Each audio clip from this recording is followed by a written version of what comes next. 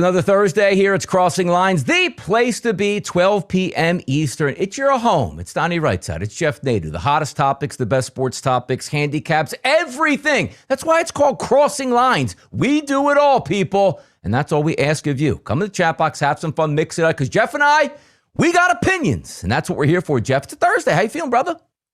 Oh, doing well. A lot of topics. You know, the NBA is firing away. A lot of trades coming in. A lot of things happening. Yeah. I want to talk about Terrion and Arnold. I think Mr. Arnold's got a lot of problems, man, in front of him. For anyone that doesn't know about that, that's a really that ain't just you know a simple weed charge or something like that. It's hard felony time that he's got some real concerns about. Yeah, no, it is. Last night, good stuff. Major League Baseball, RBI's popping, had a six-pack in the World Cup yesterday to watch all the way through, getting down to the nitty-gritty. We got everything covered for you guys today. The hottest topics, we have that. We're going to be joined in just a few moments here by Alex Wilson, CEO of Empire Sports Media, talk a little World Cup action. Also, Jeff, looks like he is a Yankees, Giants, New York Knicks guy. So, again, the Knicks won the World Championship. The Philadelphia Eagles have beaten the New York Giants like a redheaded stepchild for the last 25 years. We got some stuff to go over here and some guests to do it with, Jeff. Yeah, I'm down for whatever. Let's get into it, man. Let's get into it, which means breaking news right off of the bat, which we're going to have some fun with here. The Hornets, they made a deal. LaMelo Ball's on the move. He's going to the Minnesota Timberwolves for draft picks, capital, and he moves on. I have a lot of gas on this segment, Jeff, so I just want to start with you first. You saw the LaMelo Ball deal go down. What did you feel about it? Well, I will say I think Charlotte, got fleeced, probably. I'm not sure that you can look at LaMelo for Naz Reid and say like that they didn't. I mean, Naz Reid's a nice player, 13 points a game. Maybe he's a nice piece to your front court. I think this is really more of Charlotte was just tired of LaMelo Ball. They were looking to get rid of him. Mm-hmm. My whole thing is, though, a 2033 pick. Yeah, what's up with that? What's that person? How's that going to help him out, Jeff? I mean, yeah. What do we like? I can understand like a 29, 2033. I mean, I wonder, what. I get, nowadays in media, you have some of the dumbest, responses about this. They got to look, LaMelo going to Minnesota. I don't know how that will work out, but anybody looking at this trade and says like Charlotte lucked out, like how? I'd like to get more into like Minnesota's side because like the fact that they were able to keep Jaden McDaniels to me is super impressive. Look, there's a lot of egos on that team. We love Ant Edwards. Obviously, Anthony Edwards has his own way of doing things. There is only one ball. Weirdly, there's actually going to be one ball here, but there's only one basketball, and it's going to be interesting to see. But I do have some stats that I need to talk about, just because when you look at Ball, like we don't maybe give him enough credit. I've been a fan of his for years. I remember touting when Lonzo came out. It was kind of like, to me, Bryce James and LeBron James Jr. I always felt like Bryce James was the better player. I looked at LaMelo and thought, like, I had seen what he was doing in high school as a freshman, a sophomore. I love LaMelo Ball. I think he's terrific. I'm really excited about what those two could do together. Yeah, and here's my take on it, right? Like, we'll get into we have time to talk about LeVar Ball. And by the way, as a great dad who puts his children first, he does that. Does he make good business decisions? Absolutely not. But for me, I see this move and saying, like, if you're the next generation type player, which LaMelo Ball is, he don't give a damn about his teammates. He don't give a damn about his city. He doesn't give a damn if he doesn't know how to drive a nice car around the city and crash into everything he can like he's playing Super Mario Kart. I think it's a fun move for Minnesota. They're not winning. He's not a winner. They're not winning anything with that type of ball. It's a me generation move there, which I think will be fun to watch. But Minnesota wins nothing with Ball. Do you know why they got rid of him, Jeff? He's eligible for a 2-year extension on an already 3-year contract that he has running out here to pay him close to $65 million a year. I think it's a great move for Charlotte because they weren't winning anything with this guy. Cut him out, cut him loose, get it from out of that contract and see if you can rebuild. Yeah, I don't agree. I mean, you look at the last 5 years, outside of Luka Doncic and Nikola Jokic, LaMelo Ball is the only player in the league that averages 20. Oh, he's awesome statistically. He just sucks. He's like Westbrook, sucks as a teammate. Like, he's great. But Donnie, everyone to you sucks as a teammate. No, they don't. No, they don't. No. I was the one person that said 15 years ago Westbrook would never win a championship because he's a horrible teammate. And I'm right on that. What exactly is bad about this for Minnesota? They get one of the best point guards in the NBA to go alongside one of the best twos in the NBA. To sell tickets. Great. Hold on. Sell tickets.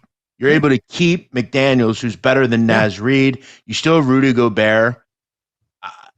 Look, obviously San Antonio, the Thunder, they're kind of the top, teams out in the Western Conference. But again, they got better by making this. And when we take away the outside vacuum crap, that's what a trade means. Did we get better?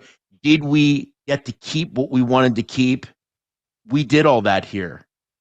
They won this trade, period. There's not an argument. Like LaMelo Ball and Josh Green to Minnesota, which will be fun. They won't win anything, but I'll watch them. It'll be great for prop. I'm a prop better guy. Be fantastic for props. Those two in the backcourt are going to be sensational to watch. You're just not going to win.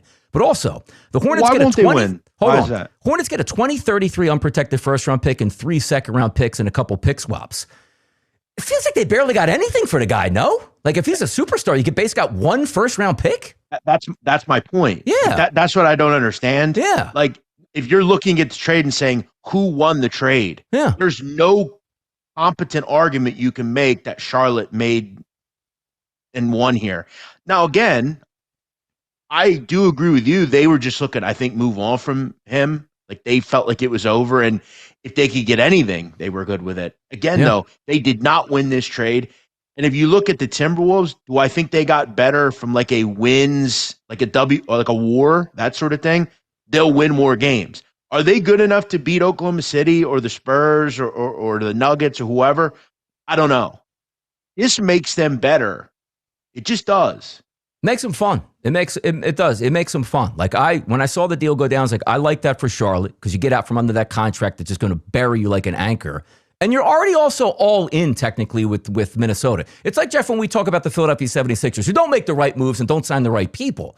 But it's almost like you're so far in, Jeff. Like, you're not going to move Anthony Edwards and like rebuild. You're going to try whatever you can to keep Anthony Edwards happy, keep the fans coming into the building, and see if you can win. So that's why I don't fault the Minnesota Timberwolves. I just look at it and say, like, man, I'm getting the guy that Anthony Edwards and him might beat the hell out of each other during the season on, are you going to play any defense? Are you going to stop shooting from midcourt? Can I get the ball? It's my team. That's what I'm looking forward to watching here. Yeah, I do agree that at times, look, a lot of NBA players take bad shots, right? I mean, in this, we have to look at this league for what it is. Yep. Joel Embiid is a great player. But what has been the argument for years outside of the injuries in this town with Embiid? And I'll go to another player as well. Go ahead. With Joel Embiid, it's why does he shoot so many threes? Get on the block, right? I saw Wemby in the NBA Finals take some bad shots. Look, we have to understand these guys love to shoot the ball. That's just what it is. Does LaMelo Ball take some bad shots? Yeah, but I got to tell you, if you want a point guard, and I'm talking about pure point guard for what you can get in the NBA now. Look, the years of like Steve Nash, like those are over. They're done. You're right? LaMelo Ball, again, the only player outside of Jokic and Doncic to average 20 points per game and 7 assists per game. He's still a terrific point guard. And look, maybe I'm a little too positive here, which I'm usually not, but I love these two together. I'm very excited about the prospect. Look, we look at this team. They were the 6th team in the Western Conference this year. They lost 4-2. They didn't get swept. They won 2 games against the defending Western Conference champions. I think all of a sudden you probably put them kind of, I would say, right behind the Nuggets, right in the Lakers kind of realm. I think they're now a top 4 team as opposed to a top 6 or 7.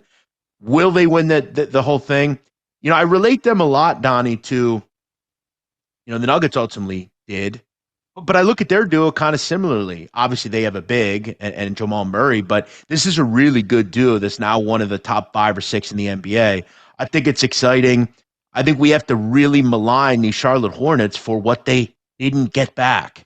This is a disgrace as far as what they were able to get back. And I give the ownership and the GM at the Minnesota Timberwolves some real credit because they have been steadfast in trying to acquire somebody. They didn't get Giannis.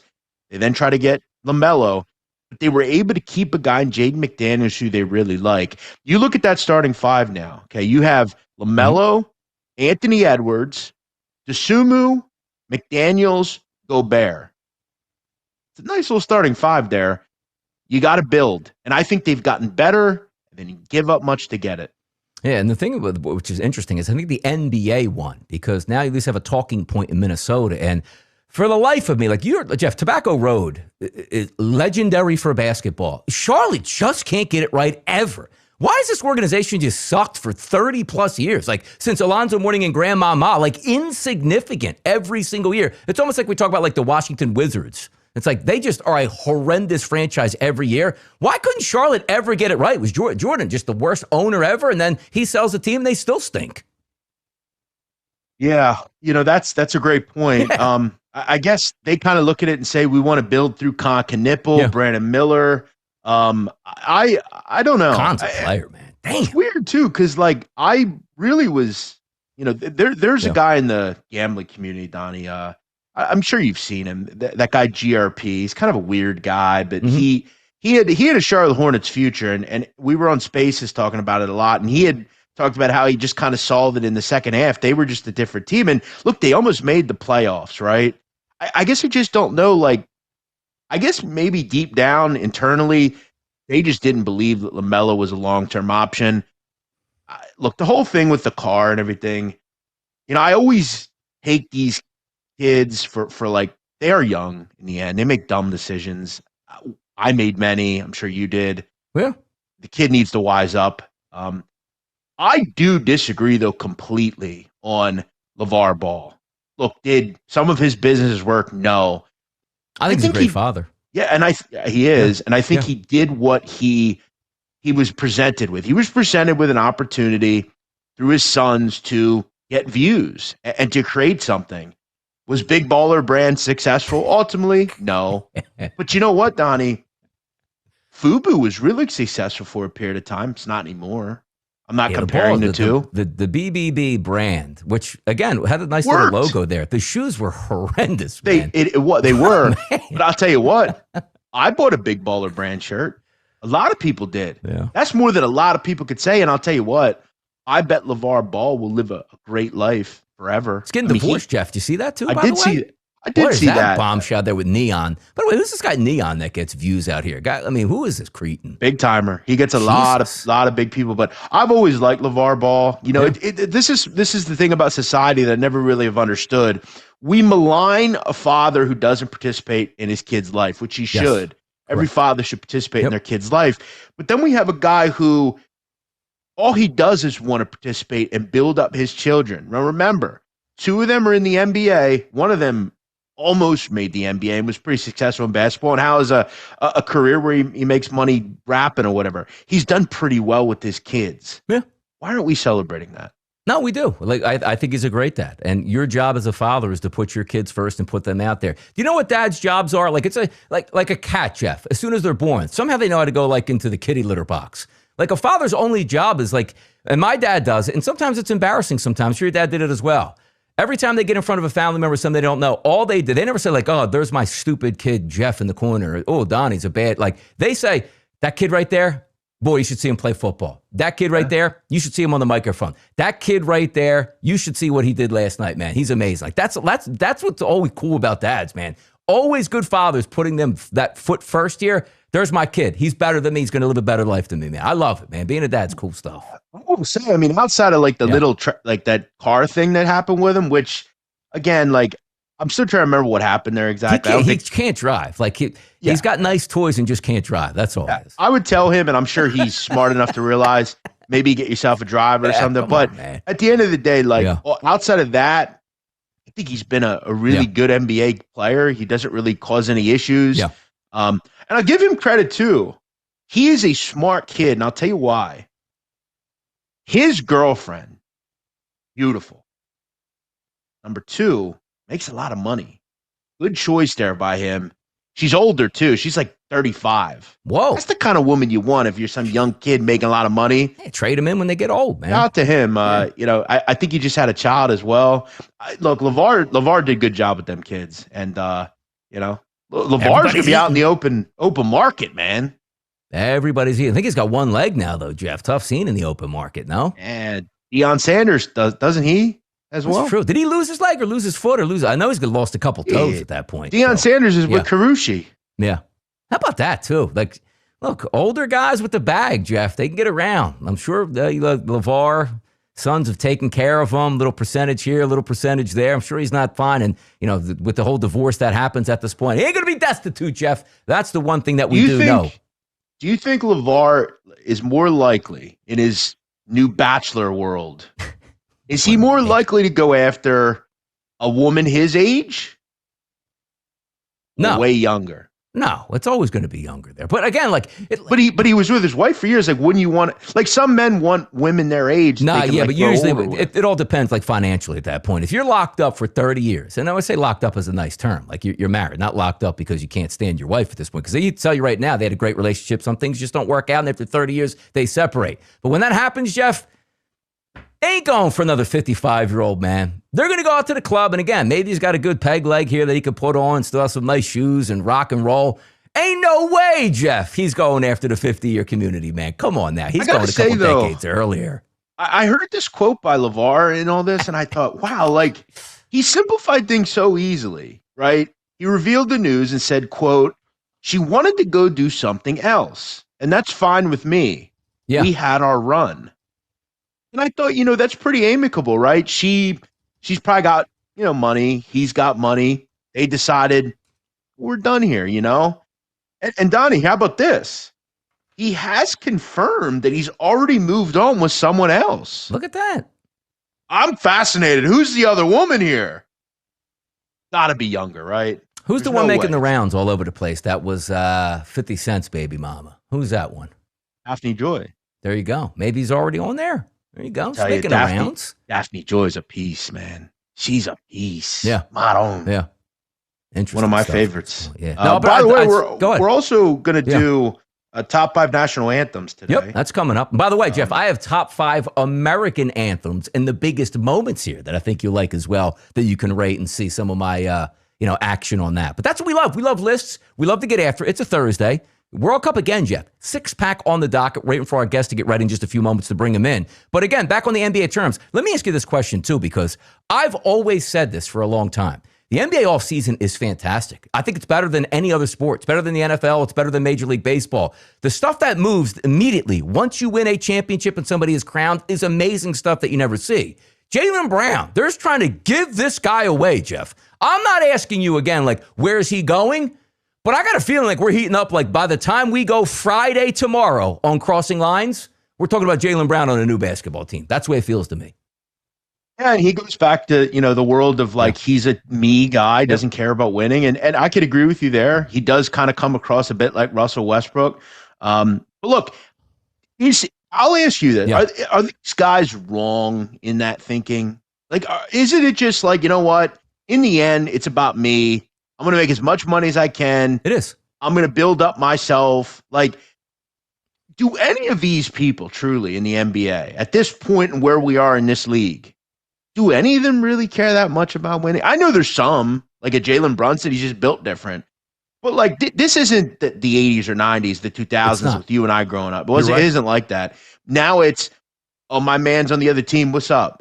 We just got beat by 50. We're going out for dinner tonight. Correct. Like, it ain't about that anymore. Jaylen Brown cares about, whatever he cares about. And that's where these young kids coming in. But by the way, Jeff, it's a good point you bring up, because we'll get into like the financial part of it. But once you win that championship, it's almost like, I did that. Do you want to stack 2 or 3? Like, do you have that drive? Like, Kobe would kill you for another title. Jordan would kill you for another title.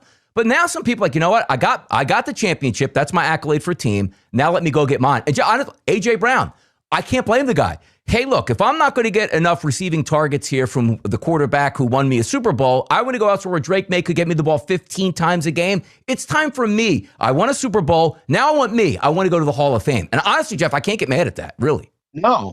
And that's why, like, when we talk about me guys, like, yeah, you kind of should be a me guy. But it's also, like, when you look at some of these young kids that just got drafted, that's why if you could find a kid character-wise, you look at, like, a DeBonsa.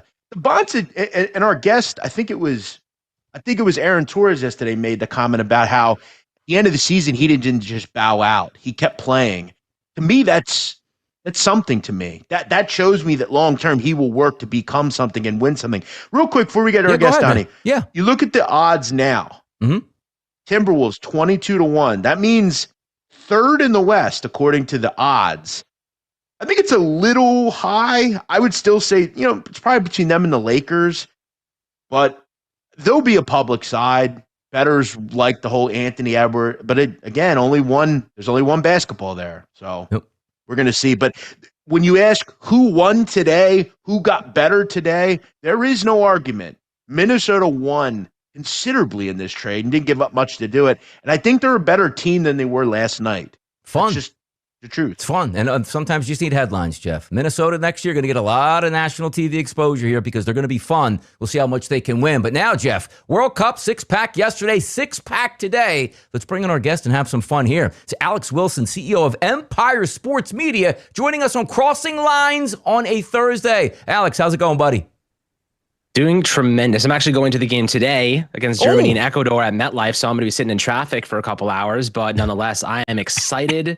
World Cup is underway, and we're off to the races, my friends. Yeah, I'm enjoying a lot of this, Alex, by the way. And again, we have new guests that come on the show, and just to preference it, I'm not a soccer head, but I love the World Cup. I love big events. I love the best players playing for their teams, for their nationalities here, and putting everything on display. Your view right now of the World Cup, because I always like to ask people who come on, there was a lot of negative headlines before the World Cup actually started. It looks like it's been a smashing success so far. Yeah, I mean, the advertising and marketing for it wasn't significant, but suddenly it's underway and everyone's excited about it. Everyone's talking about it. Everyone's going to the games. And for the most part, I love the World Cup. Really, it's a kind of a patriotic thing. And the U.S. national team this year is good for the first time in my lifetime. They actually look like a real team. And they're young, 24, 25 years old, all peaking at the right time. And their coach, Pochettino, very aggressive coach. You can see it when you watch the games. He loves those aggressive runs. He loves guys getting forward. And those young legs are perfect for that strategy. So right now, the World Cup, I mean, you're seeing Messi, he's 39 years old, has 5 goals, leads the tournament. Amazing. You're seeing just history every single day. It's amazing. And you just got to love that energy you have, especially in New York City. It's pretty intense, but you just love it. Every single day, there's something new and something exciting going on. Yeah. Donnie, and I want to just discuss some of these games yesterday because we talked about just because a match you have nothing to play for or, whatever, these teams have tried. I mean, you got to give Haiti credit. They scored a couple of goals yesterday. That was a fun match. But I got to call out this Korea side. I don't know what on God's green earth this manager was doing last night. Guys, this guy at Korea, all this team needed to do was not lose. They could draw, win. They're playing South Africa, not exactly a footballing power, if you will. All they had to do was not lose. What do you do? Whoever that manager is, I should have grabbed his name here. He should be fired before they get back to Seoul or wherever they fly into. How do you bench the greatest Korean player ever in Heung-min Son, a guy who for 10 years at Tottenham scored 127 goals, 333 caps, and who scored 56 goals for his national side?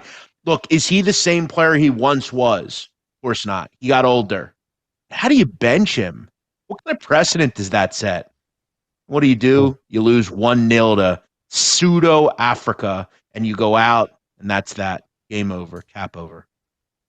Yeah, it is pathetic, and that's the big thing. Tunisia fired their manager after the first game. Yeah. So you see teams, they do move on fast. Other teams stick to what they know, and they don't necessarily do what's right for the team. And I think that's the big thing about the World Cup. The players are great. You see Brazil has big names, Vinicius, all over the place, but the manager is half the battle. The tactics, the strategy is half the battle. And like you said, pulling off Son, I mean, he is one of their best strikers in history. You need him on the field. You need just that one moment of glory, that 1 second, that one decision is the difference between winning and losing. And that's what the World Cup is all about. That one last touch, that one last opportunity turns into a game-winning opportunity, a game-winning goal, or a game-winning save. And that's what the World Cup is all about. That's why everyone loves it so much. We're going to get to the U.S. in just a little bit here on this, but when we actually look at the teams getting a boost from their home soil, the U.S. has been spectacular. Mexico yesterday, 3-0 win over Czechia, which means they're 3-0 in the World Cup. They're advancing to the next round. Yesterday here, Alex, you had Switzerland beat Canada 2-1 here. Home field advantage, home country advantage. What are we looking at for Canada now as you see them? Switzerland 7 points, Canada 4. Are they in any trouble? Or are they going to be comfortable in game number 3 advancing into the knockout stage? Canada is a fraudulent team. As an American, I have to say that by law, but also I do believe it because Canada has a lot of players that play in the MLS, and MLS players, they don't play well in the World Cup traditionally. So you need to have those European influences, and Switzerland has a lot of them. Switzerland's just a better team, but Canada, any European team that has some players playing in, the Premier League or in League One or Serie A, any of them, they're going to get scraped. Unfortunately, that's just the way of the world, and that's how Canada ultimately faces their reality in most tournaments. But their group is bad. Qatar is a bad team. Bosnia is not a good team. So you kind of look at Canada's path. It's ugly. It's not great, and Switzerland is by far the best in that group. Alex, you brought up frauds because we've talked about another fraud here, the United States, another team who is a total fraud, and they will be punished at some point. I think you and everybody in this country who, I'm not saying you, but there's a lot of people coming into this tournament that didn't know the difference between a striker and the goalie, and all of a sudden they know about soccer. I know you actually do. Do you deep down know and agree when the rubber really meets the road? This team's not good enough, and they're going to get punished against a good team defensively. Yeah. So the reality of Pochettino, their manager, like I said, the manager's half the battle. His style, the biggest weakness is the counterattack. And for example, Argentina's biggest strength is their counterattack. So if you go and you play a team like Brazil, like Argentina, these good South American sides that have strong counters, you have Tim Ream back there at center back. Like he's one of their oldest players. Like he's in the MLS or wherever he is now. You have Chris Richards, who's great, but their entire strategy is pushing their left and right backs up, having them Serginho Dest making runs, Anthony Robinson making runs, getting up the field as much as possible. You're going to burn them out, especially against better wingers, better and faster and more technical wingers, better positioned wingers. They're going to have to be running back full speed over and over and over again, and that's unsustainable. So any good counterattacking team is going to pick them apart. Any good team with good wingers that attacks that weakness will be good. The problem is they just haven't played any opponents that really are good enough to counter that, and that's where they've had a lot of advantage. They've been pushing the ball up the field, keeping it there. Their midfielders have been doing a lot of dirty work to get the ball back, but any teams that can pick through those guys, it's going to be ugly, and it's going to probably be a shootout, to be honest. Kind of like where I'm going with what I'm about to say next. So tomorrow they play Turkey, who obviously we've heard from Pochettino. You don't want to completely take everybody off because, like, I've heard Germany's manager talk about, we want to continue the semblance we have. It's worked.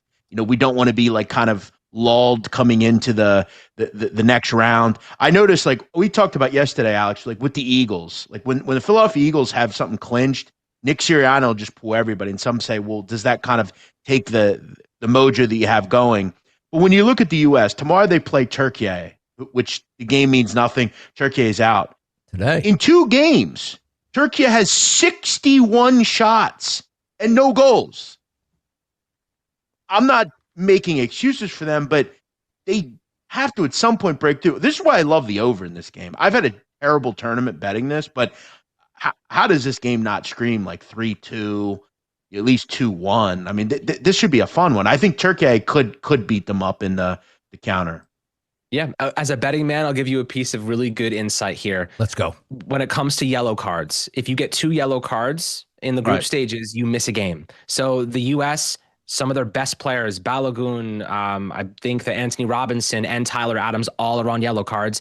Pochettino's heavily weighing benching them so they don't get that second yellow card, so they don't miss a future game. They already have the top seed locked in for the most part because they won their first 2 games, and their goal differential is exponential. So in this instance, you may want to even pick the under if the over's priced significant. You might want to take the under if they bench those players because that those goal scoring opportunities, the depth the U.S. has, you're going from European football to MLS football really, really, really fast.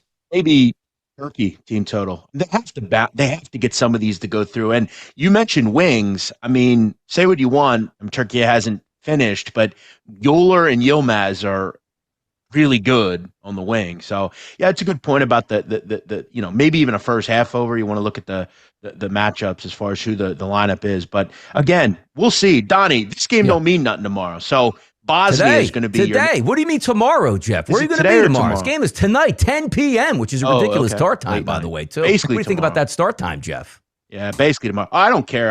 I wouldn't care if it started at 1 a.m. I'll be up. You whatever reason go to bed at like 7:30. Nah, not anymore, man. I'm a late guy here at this point. Alex, let me ask you a question on this too, real quick. In that game with Turkey and the United States tonight, obviously the U.S. is already moving on at this point. They're not playing Pulisic tonight, right? There's no way he sees the pitch tonight.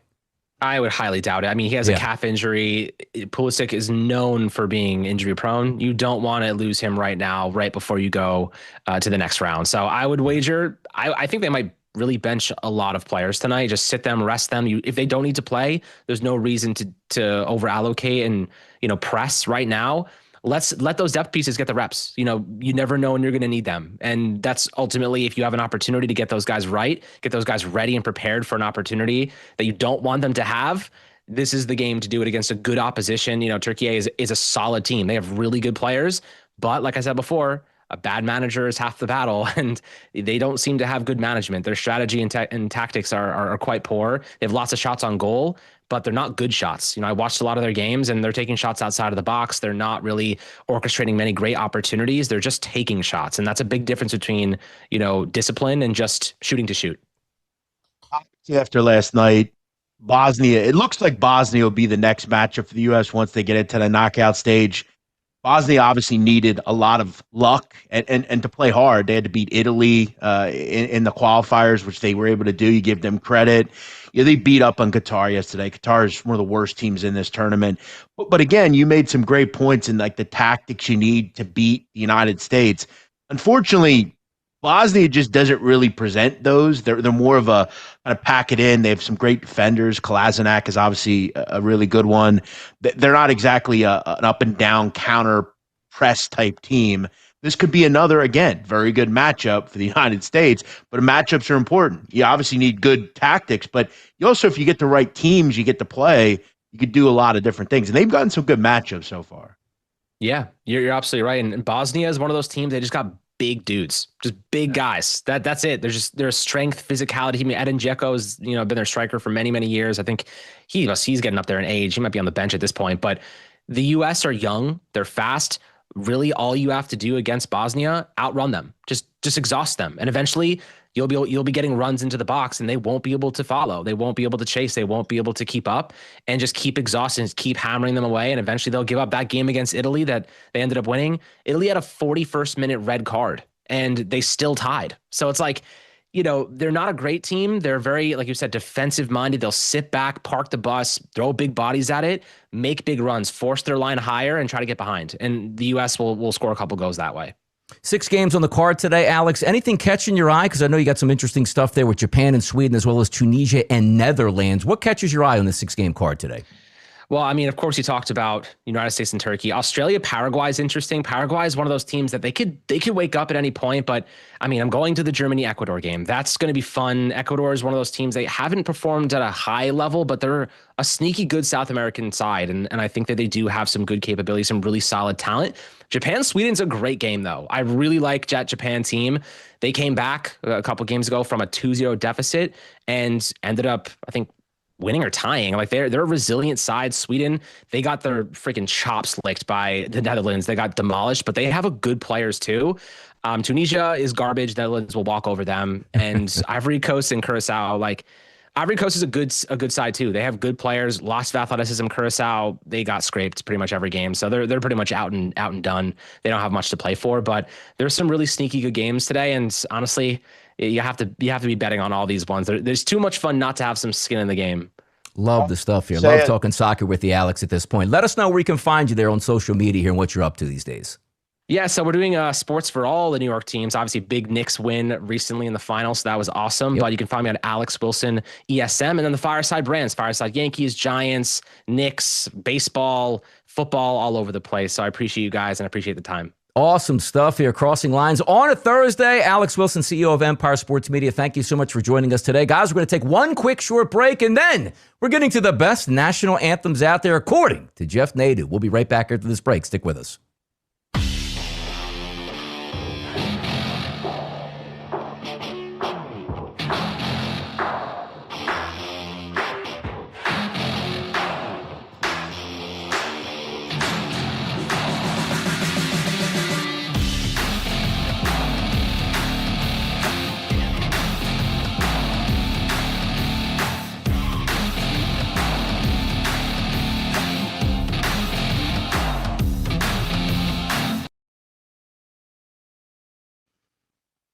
Rocking and rolling World Cup talk there, Jeff. Okay, six-pack today. By the way, why did you think Turkey and U.S. was tomorrow? Where have you been? Where you been?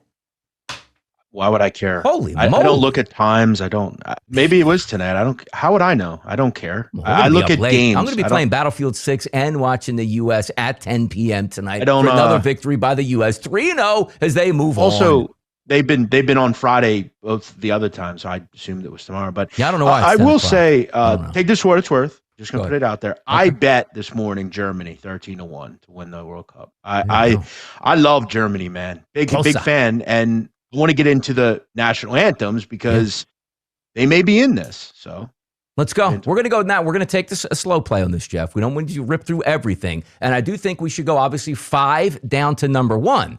And if anybody sees the tagline at the bottom of the screen right now, top 5 national anthems. This is what you came for. This is Jeff Nadu's opinion. So if you come in the chat box, say, Jeff, that lineup sucks. It's Jeff's opinion. That's the whole point here, Jeff. So take it away. Give me number 5, best national anthems. So this is more just lyrics. As many know, I speak Spanish, so I like to, yes. Wow. Un poquito. A little bit. But at any rate, Colombia's 5. Okay, I really kind of not get turned on literally, but I got turned on today at a good national anthem, and I listened to it. It is beautiful. I did throw them at 5 because it's more that I like when after they show the team. They always take a look at like the fans around the stadium, and they're going to show some hot Colombian broad. So that's also kind of helpful here. We can't actually hear these, I guess. So, like, you want to sing? You want to sing? You haven't heard it. So, like, do we have clips or no? Yeah, let's hear it. I don't know. I want to hear you sing some of it though. Do you got anything like that? No, I don't give sing. You a little. Give you the microphone over here. You know what I mean? Like you're talking to a big stadium. You know I don't. I'm not singing. I didn't know if we had like audio clips. It'd been cool to have some audio clips, but I got Colombia at 5, and it's more or less to do with it's beautiful. Shakira? It's pretty quick. And yes, they do generally show your hot Colombian broad in the crowd, which is a nice touch. Colombia! All right, Jeff. Number 4 on your big list of top 5 national anthems is. Yeah, this should have been higher. This is a beautiful national anthem for Croatia. Okay. Yeah. And I like it because they always sing very loud. I love the Balkans. There's not many Balkan countries represented. It's just beautiful. I like the pounding. It's almost like pounding. It's like whoa, whoa, whoa. Like it's very good. I don't know Croatian. I don't speak Croatian. It's just again sounds to me when you read the lyrics beautiful. I like the Croatian national anthem number 4. It's always a must listen to. I really enjoy it. Croatia is number 4, huh? Yeah, we don't have the sounds. I wish again we had the sounds. Why don't we have the sounds? We'll get better. Maybe we'll get them at another time here for us. Number 3 on the big board, Jeff. Gonna surprise some people. Look at them. The 3 Lions. England. Flash would love this. This one's great because the England national anthem's under a minute long. Very quick. Oh, quick. In and out, huh? Yeah. I like how it was God Save the Queen for years, right? Queen's I don't passed. know. Yeah, it is. The Queen has passed. It's now God Save the King. It's a beautiful, quick, very simple national anthem. Jeff. Now, did they just change the one word? Or is this a whole new song? What am I missing? God Save the King. Wow, yeah. To the King. Yeah, they go back and forth, but it's a quick one. Sometimes these national anthems, like at one point, Argentina's national anthem was 20 minutes long. Oh man, that's the extended play. Yeah, so like they went to them and said, like, "Hey, you got to cut this down." It's like Freebird. And like I will say too, like the U.S. national anthem is beautiful. It is pretty long though. It's almost like 2 minutes long. This is under a minute, quick, simple.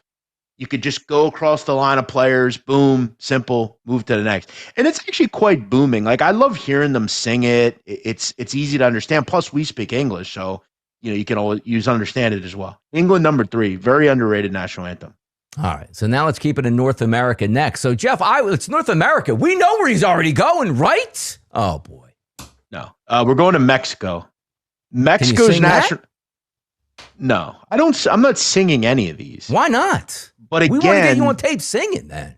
The national anthem's the national anthem's beautiful from Mexico because it's again very patriotic. But it talks about the lyrics like being warriors and fighting for the country of Mexico. Referencing the roar of the cannon, facing enemies with strength. And it's long. It's boisterous. I would urge anyone go check out the Mexican national anthem. Really so much emotion in it. I love it. Plus, I love that country. I feel like I'm not honorary Mexican, but I love. But you won't go to Mexico, you said, right? Is that correct? Well, I won't go to certain places. No, Cancun, Cabo. Where are you going? Like, if you're going to Mexico, where are you going? Like Jeff Nadu's hashtag Nadu flew. Where did he go? Yeah, the only places I would go to Mexico are ones that you can fly to. You don't want to drive into Mexico. No, who's driving around Mexico? Crazy. Yeah, but I would want to. Mexico City's awesome. Tulum is beautiful. Cabo's nice. I would say stay in like the resort areas where I just talked about, Baja California, like the south of Baja. But no, I wouldn't be going to Michoacan or Jalisco. Bad. Jalisco, name of a beer. By the way, Jeff, are there Taco Bells in Mexico? Like, does that fly down there? No, I don't believe. Really? I honestly wouldn't eat Mexican food unless I was in Texas or the West Coast. I don't. Montezuma's Revenge, Jeff. You ever hear that? That's not fun. They can't have ice, can't have water. Oh man. Yeah. Well, I just wouldn't want to. Like, I think you should eat food that's like culinarily like connected. Yeah. Like, I actually think you should keep it there, right? So, like, I want to eat tacos on the West Coast in Texas where, like, I want to eat from, like, real Mexicans, right? Like, they know how to make the food. We got a lot of real Mexicans here in New Jersey, though, Jeff, on our side over here, man. You got to come down here to South Jersey, man. We have them here, too. Fantastic. I mean, a lot of them work. My father had a lot of my father's, he had drywallers Mexican. They're great people. Some of the best people in the world. They keep this country moving, man. I mean, a lot of this country's kitchens, gardeners, drywallers, like people that work in trades, they're Mexican. They keep this economy moving. Go look at any lawn care company. They're the ones cutting your grass. By the way, they have some great lunches too. Shout out to the lunches. I found this woman on TikTok. She's Mexican. She's like maybe 30. She got popping through, like, she packs her husband's lunch for work. Mm-hmm. Buddy, you should see this lady. Yeah, I do see them on TikTok sometimes show up, man. They make me, like, it shows you how much like me, like my wife is like, hey, I'm hungry for lunch. You're like, well, you're on your own. You know what I mean? Some of these women really take care of their men, Jeff, working out there. Buddy, she's making she'll make like a couple of burritos, like breakfast burritos, rice and beans, like steak. What's he got to take a backpack to work with that? Holy cow. Yeah, like I guess the guy, like the guy runs like some like roofing company and like he's like super busy. But I'll tell you another group of people that have some great lunches, the Amish. Love the Amish.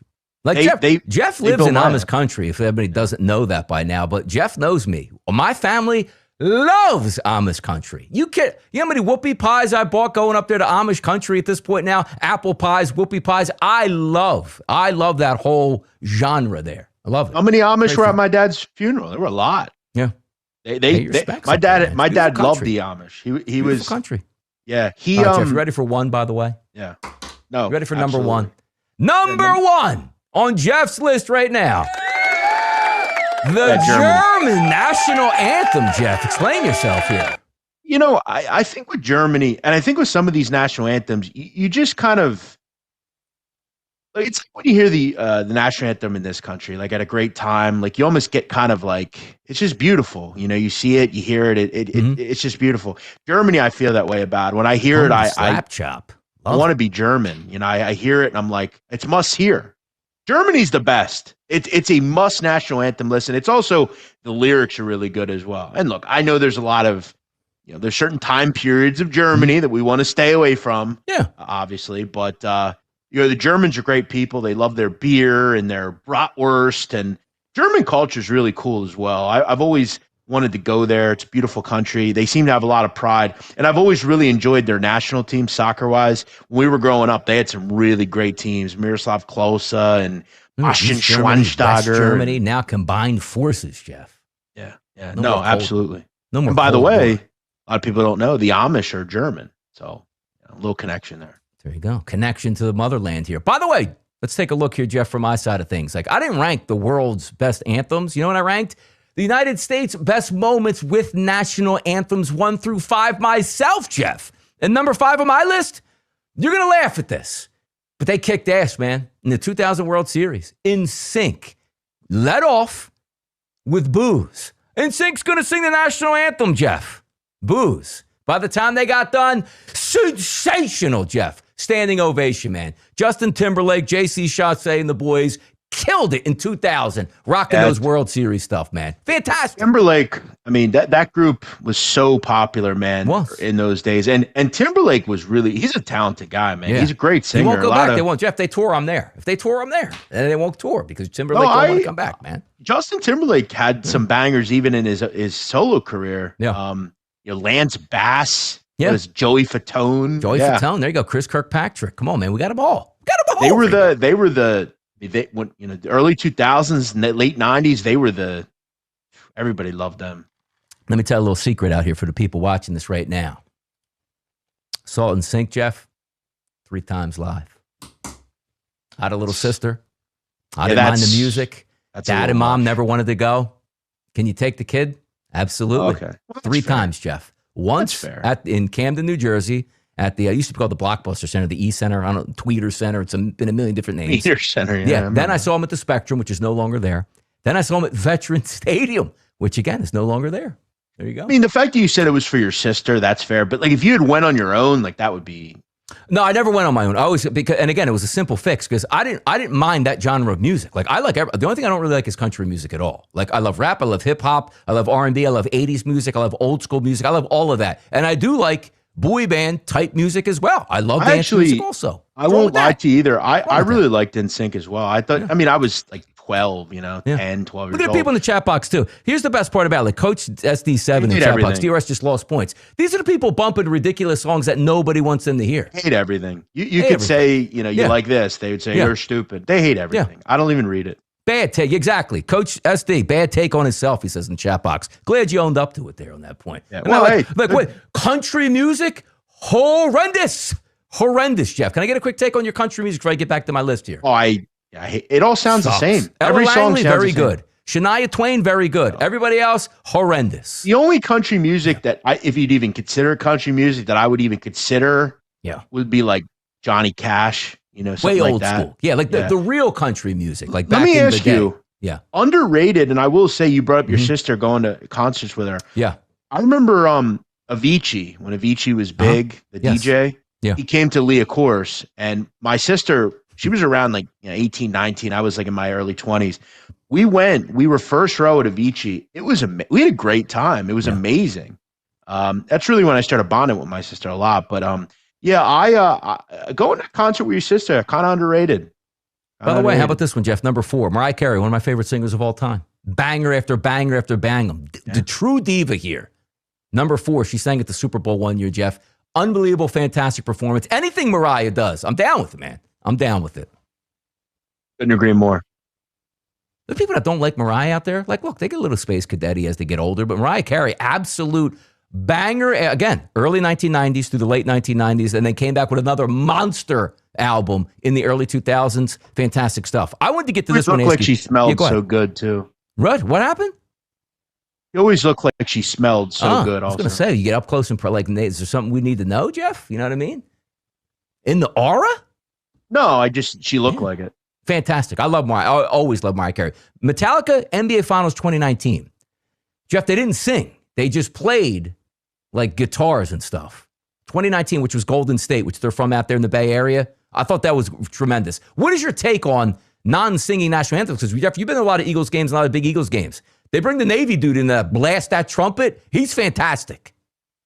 Oh, I actually enjoy. I like a lot of music without words. You know, I'm a big, as many of you know, I'm a big dance music guy. I like a lot of techno, house, trance, that kind of stuff. Yeah. I'm all for the beats, the BPM, that sort of thing.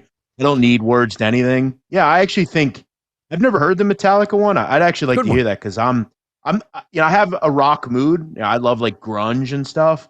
I also love Metallica. I think one is one of the most insane, impressive songs of all time. I'd love to hear that. I've never heard that. Yeah, Fergie's not going to make the list here at this, but I'll tell you who's going to come in right there. Marvin Gaye, All-Star Game. What was it? I think it was 1983, I want to say. 1983 All-Star Game, Jeff. And the shame of it, too, is, again, going back, like, I love the Spinners. I love all that type of music. I love the Commodores. I love Lionel Richie. Marvin Gaye music. Fantastic, man. Gone way too soon at that point. But he got his chance to absolutely belt something that nobody's ever heard in the anthem, Jeff. Timeless. Like, we can't play it now. We don't have it. Do yourself a favor and go back on, like, when superstars were superstars, Marvin Gaye killed it in 1983. Yeah, very sad story, too, you know, about how it all ended with Marvin Gaye. No, Marvin Gaye was, he's a guy I still listen to. You know, I love Marvin Gaye, Anita Baker, that's just great music, beautiful, timeless music that we don't have anymore. One of my favorite singers of all time, Donnie, I don't know if you know this guy, he's a little older, but like Johnny Mathis. Mathis. My mom loved Johnny Mathis. I love Johnny Mathis. I think he's probably as far as love songs, I think he's one of the man. Yeah, I used to love the crooner. You know just great. Come on, man. I love Johnny Mathis. We got to get a band back together. We got to get a band here, a little Crossing Lines band here. Sing together, Jeff. But number one overall, unmatched, 1991, Operation Desert Storm taking place in the Middle East, heightened security in Tampa Bay. A little bit of that effect, like, ooh, something going to happen on our homeland. Security, unbelievable. Whitney Houston out there, Jeff, and you'll appreciate it. In basically a tracksuit. I'll play it. Woo! Let's let it go. I mean, beautiful. Whitney Houston, the ultimate diva. Look at that, Jeff. In a tracksuit. A tracksuit. Gave us the best ever national anthem. Yeah, she definitely. Sergio Tacchini. She definitely won a lot of points for the tracksuit. She got the windbreaker on. You know, it's really nice. Yeah, there's a video, Donnie, that circulated many times on TikTok of I want to say it was like some award show. They did like a memory thing from Whitney Houston, and it was a lot of Kevin Costner involved. Yeah, and they show Kevin Costner. He's like kind of like crying, and it always seemed to me that like Kevin Costner like really loved Whitney Houston. They did. Like by the way, Bodyguard, fantastic movie. Great movie. For Bodyguard, the trap. Bodyguard, fantastic movie. Idiot if you don't like that here. And yes, Jeff is correct here. When they had the Whitney Houston tribute, Kevin Costner was there and cried because how much of a connection they had while they did that movie. Yeah, that's friends there. Yep. Yeah, she's a sad story as well. You know, I've always had the thought that like when it comes to music, all the good die young. You know, you look at a lot of the great singers, whoever, they always die young, you know, whether it be Kurt Cobain or, you know, I'm not saying Whitney was young or anything, but she definitely died prematurely. You know, movies, speaking of movies, Donnie, we've kind of wrapped up our list. Go ahead. What made me think of this film last night to watch, but I was watching it. You ever see that movie Angels in the Outfield? Yeah, a long time ago, though. Is that the one where like the dudes like bending the foul pole and stuff like that? And it's kind of a goofy like '90s movie, but you know, I was thinking about it. Like that movie came out in 1994. It's like almost 40 years old. Like that's it's pretty crazy. But yeah, there's a lot of those goofy movies from the '90s, but The Bodyguard was not one of them. No, it's a good one. Yeah, let's flip it over, talk some top stories here, Jeff, because the NBA certainly has taken us by storm here. As we started off the show, talking about LaMelo Ball on his way from Charlotte all the way over to Minnesota and what that means. But, Jeff, the NBA, they have a lot of money to spend. You have to spend it on players. Do you spend it accordingly where it's like, you know what, this makes a lot of sense? I remember when the first new contracts kicked in, this was like 4 or 5 years ago with the NBA. It's like, this guy got paid how much? Austin Reaves, good basketball player, Jeff. 4 years, $185 million. Yeah. I'm not sure that I would give him that much money, but you know, I'm also not in the NBA as far as GM and ownership groups. It's a pretty impressive rise, Austin Reaves. I mean, I remember when he was at Wichita and Oklahoma. Really solid player. Definitely a good one. Yep. I remember there was a game at Oklahoma. He dropped 41 in a game, but you never really looked at him and said, "Wow." When he came into the league in 21, he went undrafted, obviously, right? Yeah. So all those people that say, "Oh, you're going to get drafted in the first round to be anything," keep in mind. I mean, Jalen Brunson got drafted in the second round. Austin Reaves didn't get drafted. It's all about hard work. But yeah, look, he's assimilated himself at a high level. He's been really impressive. To me, is he worth 185? No, but I think it goes to the contracts that the NBA gives out. It does. I remember years ago, we had a Jan Vesely reference the other day.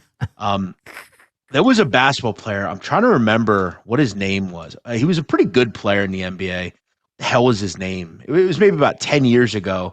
I remember I looked at his deal and he was getting like $30 million a year. And I said, holy shit, how he's getting $30 million a year. Forget who it was, but he might have played for the Magic, maybe. I forget. But like Jeff, like you see that. The money's crazy. $46.25 million per year.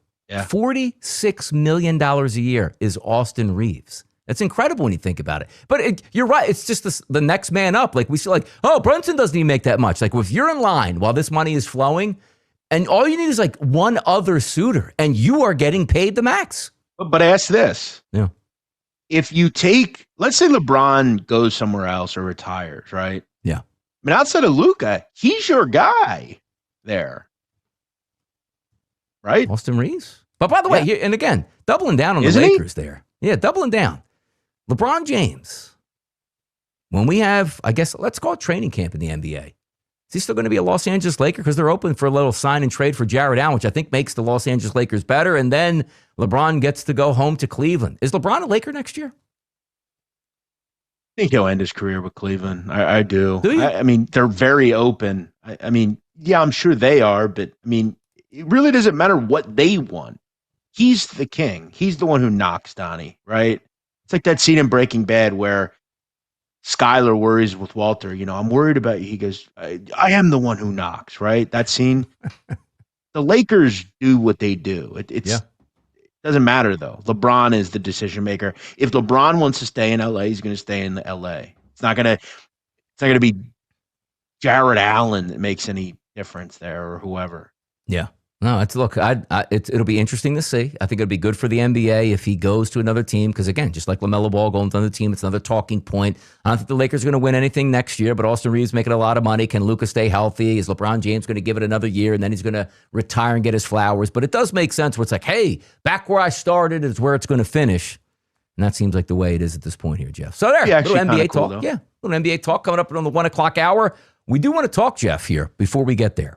I know we love hot topics. I'm going to give you one in the NBA. I like the NFL draft. I think it's fun. I think it's informative. We know the superstar athletes.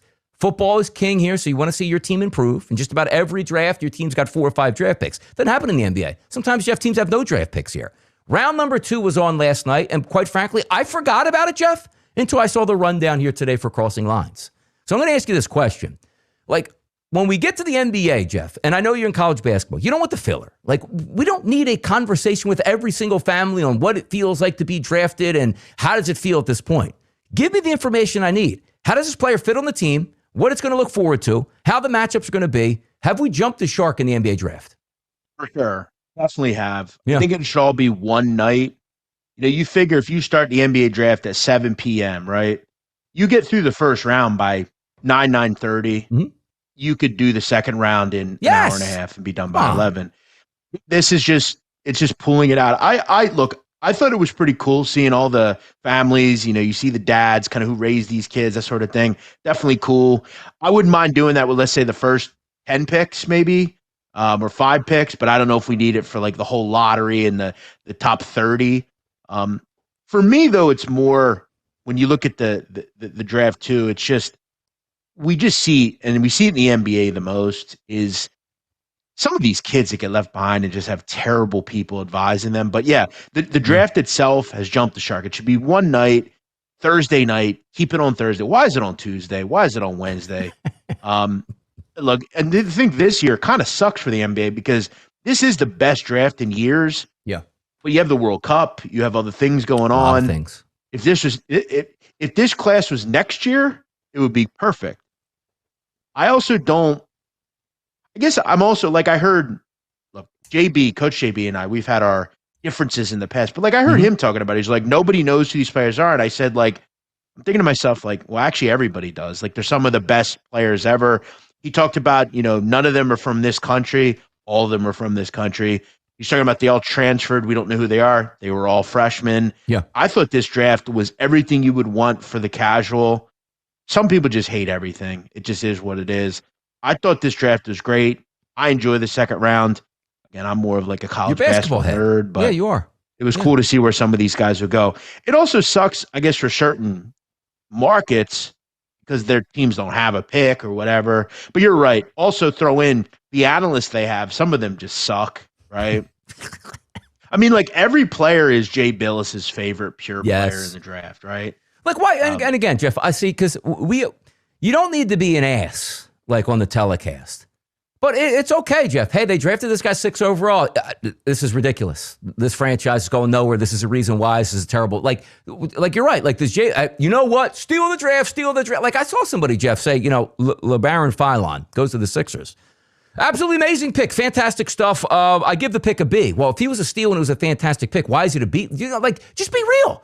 Just say, look, why did they draft another small guard? They got rid of a small guard here. Even though I like Philon, like it's a terror. Like we don't have to sugarcoat things here. That's what I love about doing the shows with you. Like, hey, Jeff, what do you think about this wife? Well, I don't think she looks bad. Jeff, what do you think about the U.S.? Hey, all roses. Like Jeff will tell you, he thinks the U.S. is going to get blasted, which is great.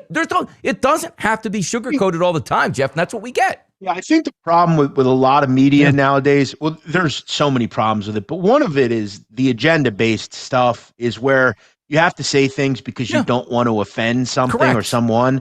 So, like, case in point, like any NFL beat reporter won't ask tough questions anymore because they know if they do, they'll get their press pass revoked, right? Yep. The NBA coverage should be really simply Legler, okay, he's good, played in the league. Mm-hmm.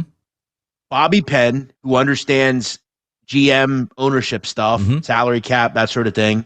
He also understands the rosters like Legler. Fran Fraschilla. Fraschilla is the best college basketball guy ESPN has. Throw in, he knows a lot about the international. Seth Greenberg, Jeff? I don't mind Greenberg either. Yeah. Billis is just, he's a lot like Mel Kiper to me. He's just, every player's his favorite. Yeah. Sometimes you just have to straight up say, like, someone needs to speak on the elephant in the room in these NBA conversations. It's the fucking slime ball agents. Henry Visar is a sad case. Donnie, next year, Henry Visar at UNC would have been making $5-6 million a year. You know where he got drafted last night? Where? Second round? Nowhere? 52nd. He got Bronny territory. It's just really bad advising. Yeah. And it's really sad because these are young people that are putting their trust in these snakes. They're trying to help them. It's sad to me because he could have went back to school, and I think that's what the NIL was designed to try to do, to get these kids to come back. But there's a lot of problems. But yeah, they need to cut it to one night. Correct. They need to. Why do we have 9,000 people on the camera as well? You got Iman Shumpert up there for some reason. You got King McClure and Seth Greenberg, and you got 3 women. Another thing. We don't need to have a woman on every panel just to adhere to what women say. I'll say this again, and I'll say it real clearly. Say it, go. Nobody wants to hear women talk about sports.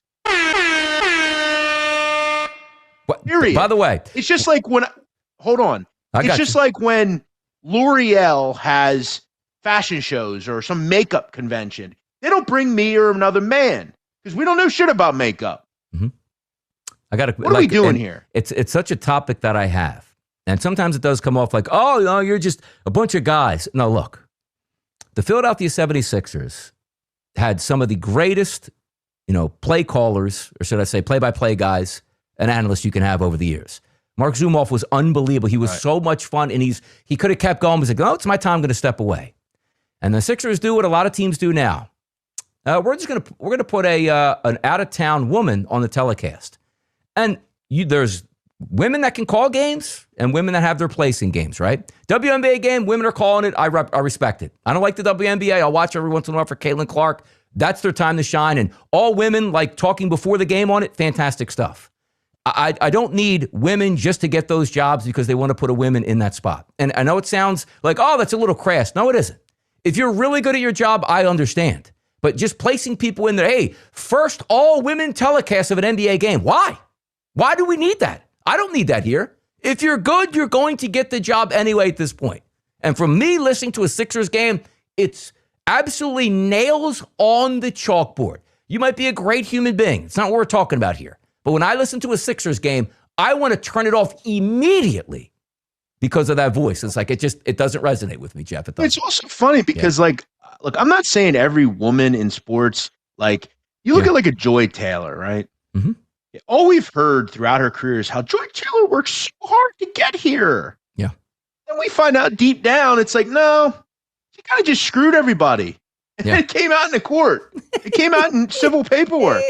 And then we look at where Joy Taylor is now. You know what she does now, Donnie? Yeah.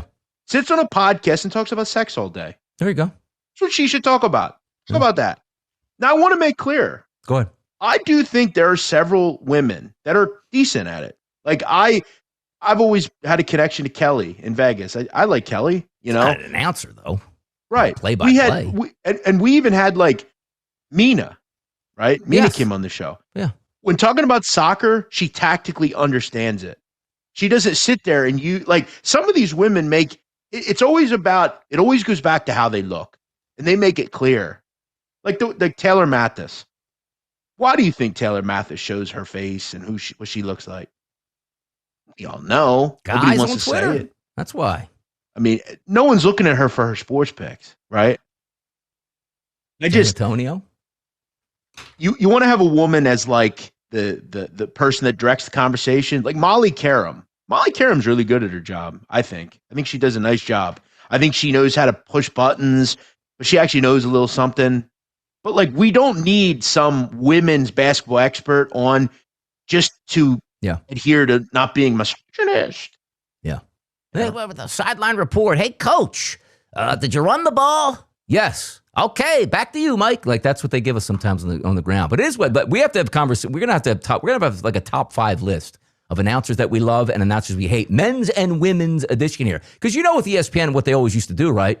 Who was the one that they always gave like the 12 o'clock Big Ten game? Who was horrible on the mic? Beth Mallins. Yeah, like stuff like that. Like, again, you might be a really nice. I don't need to hear it. I'm sorry. You want to hear a Beth Mallins impression? Go ahead, give me one. And MLB take it down at 35. She always used to do like Northwestern verthwestern Iowa. Yeah, it was always like some middle tier, like Wisconsin against Northwestern or Iowa.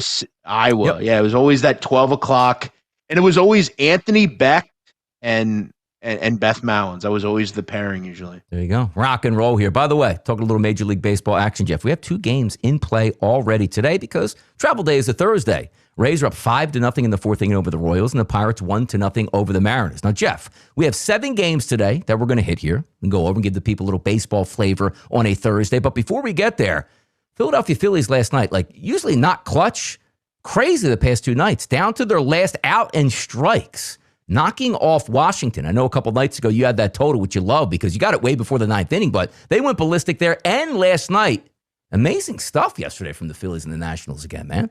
Yeah, and they got a big home run from like some nobody, didn't they? Yeah, exactly. I mean, just and by the way, I put this tweet out here, Jeff, and I know it doesn't have anything to do. It's not a women announcer. Tom McCarthy. It's national. I tweeted it out. Go look at my timeline at Donnie Rightside. Jeff, the biggest moment of the game, the Phillies hit a home run to take the lead.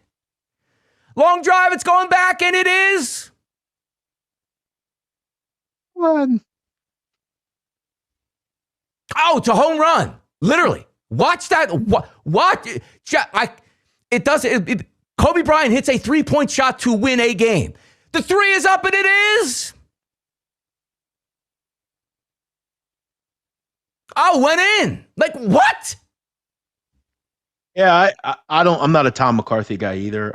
There's a lot of it. We could go through announcers all day. Yeah. We need like a Hawk Harrelson back.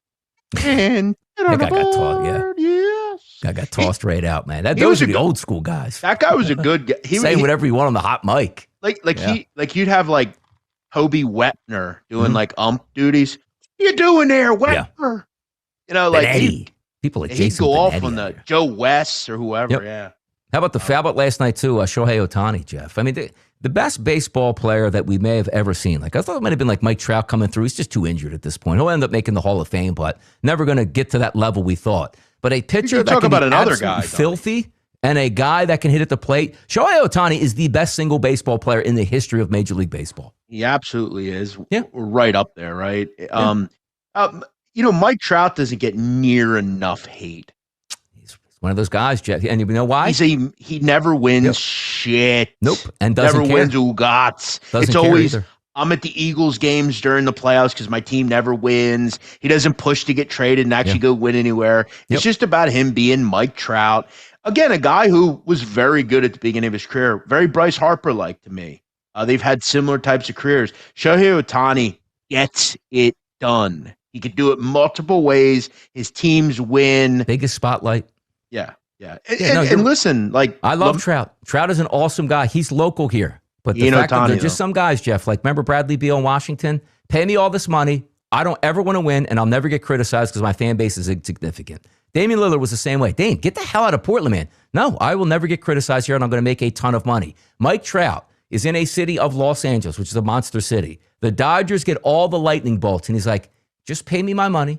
I'll never get criticized. I don't want to be on the biggest stage. I'll stay right here. Yeah, that's no better about it. He's had a terrific career. He's a great player. He ain't Ohtani, though. He's never won Best nothing. player of all time. Not even it's and you could say like there's Babe Ruth out there, there's Bob Gibson's, like there's been fantastic players. You are getting one of the best hitters we've ever seen, and now looking like a top 5 Cy Young pitcher on the mound at the same time? Yeah. Like, come on. Yeah, it's pretty crazy. Could he keep that up forever? And it's like he seemingly has. Yeah. How about a little baseball action nature today, Jeff? We've got 7 games that are going to start today after the show goes off. Game number 1, 3:45 Eastern. It's the Athletics looking to move to Vegas, taking on San Francisco. Springs, who is a trash can, going up against Ralph, Jeff. This line opened up around 130, still sitting around minus 130, minus 135s. If I take a look today at Springs and look at his numbers on the season, Jeff, ridiculously bad. 109 xFIP minus, what actually isn't that bad. ERA 5.55, Sierra 4.41. I think he gets dotted up today, to be honest, Jeff. I'm looking at the lineup here, updated, and it is official for San Francisco today. Springs has 104 batters, Jeff, that he's faced over the past 30 days. 421 ISO, 470 weighted on-base percentage against. Not a big strikeout guy. You take a look at a ballpark today, it's like, it's not always the best hitting conditions. It seems like it's always 60 degrees with the wind blowing out double digits to center field, just the way they built the field. But I have, Jeff, 8 of the 9 batters positive in that lineup for the Giants today. I think it might not be a bad look because I got some plays that I'm going to give you a little bit later for this one. But like a team total, like I think the Giants really get after Springs today. What do you think? A little bit later. Let's get to him. The show's almost over. 3:45. Oh, you're going to give him out. Okay. Yeah, okay, after we go over baseball. Yeah, I know you got one today too. Yeah. Kind of irritated with the A's. Jump was terrific last night. I had them first 5. They just couldn't get anything off of Tyler Mahle, who guy stinks too, man. Which is weird because he was coming off a rehab. He had some hamstring issues. He was terrible. His ERA was like 6.3 on the season. And he naturally turned into Nolan Ryan last night. But if you want me to give out what I have, I will. But feel free to keep going through. Yeah, Springs stinks. He does stink. What do we call the A's? Are they Oakland? Are they Sacramento? I still are they struggle Vegas? with that, What Jeff. the hell are we doing? I'm telling you, I still struggle with that. Like, it took the longest, and probably for you as well, saying the San Diego Chargers. Like, it took like a year and a half for me to get San Diego Chargers out of my mind. And the A's, I call them Sacramento, Oakland, and Las Vegas at the same time. Like, how do you have a team that's just the Athletics? Is stupid. I still call the Raiders Oakland, and that's all I really know. Yeah, it should be. They still should be Oakland at this point. So, but in that game, you take a look at the other side too. It's just not great pitchers here, but not great hitting environment. You got some guys down there, Geloff and Kurtz. Got good numbers here. Soderstrom going up against right-handed pitching. And by the way, Landry Ralph's on the mound today. Decent against right-handed batters. He's a righty. Really struggled in the past 30 days, though, against lefties. But I don't have anything per se from an athletic side, but I do have a Giant side, which we'll get to in just a little bit here. That's the afternoon card. You had 2 games already underway, Jeff. One at 3:45. Then you have Houston and Detroit, which are going to take place a little bit later. Look at the numbers for this one. Imai for Houston on the mound going up against Melton. Call it a -110 split on each side here. That's where it opened. Still sits roughly at that point. A 9 as a total today. But if we're taking a look at some of the batting statistics here, Imai's been decent over the past 30 days. On the season, see where Imai's coming in for me on this one here. He had that no-hitter earlier this year. He is 98 as an xFIP minus, but take a look at this, 6.15 ERA. So you see that like his xFIP is actually above average for a pitcher, but his ERA is lower. So getting a little bit, let's call it unlucky at this point. Then you have Melton on the other side. And if we take a look at him, Jeff, he's 19th out of 20 in xFIP minus today at a 113, but a 256 ERA. That's what we talk about, Jeff, when we talk analytically against like the eyeball test, like, ooh, 256 ERA. Doesn't really line up that way. Like he's due to probably get beat up a little bit.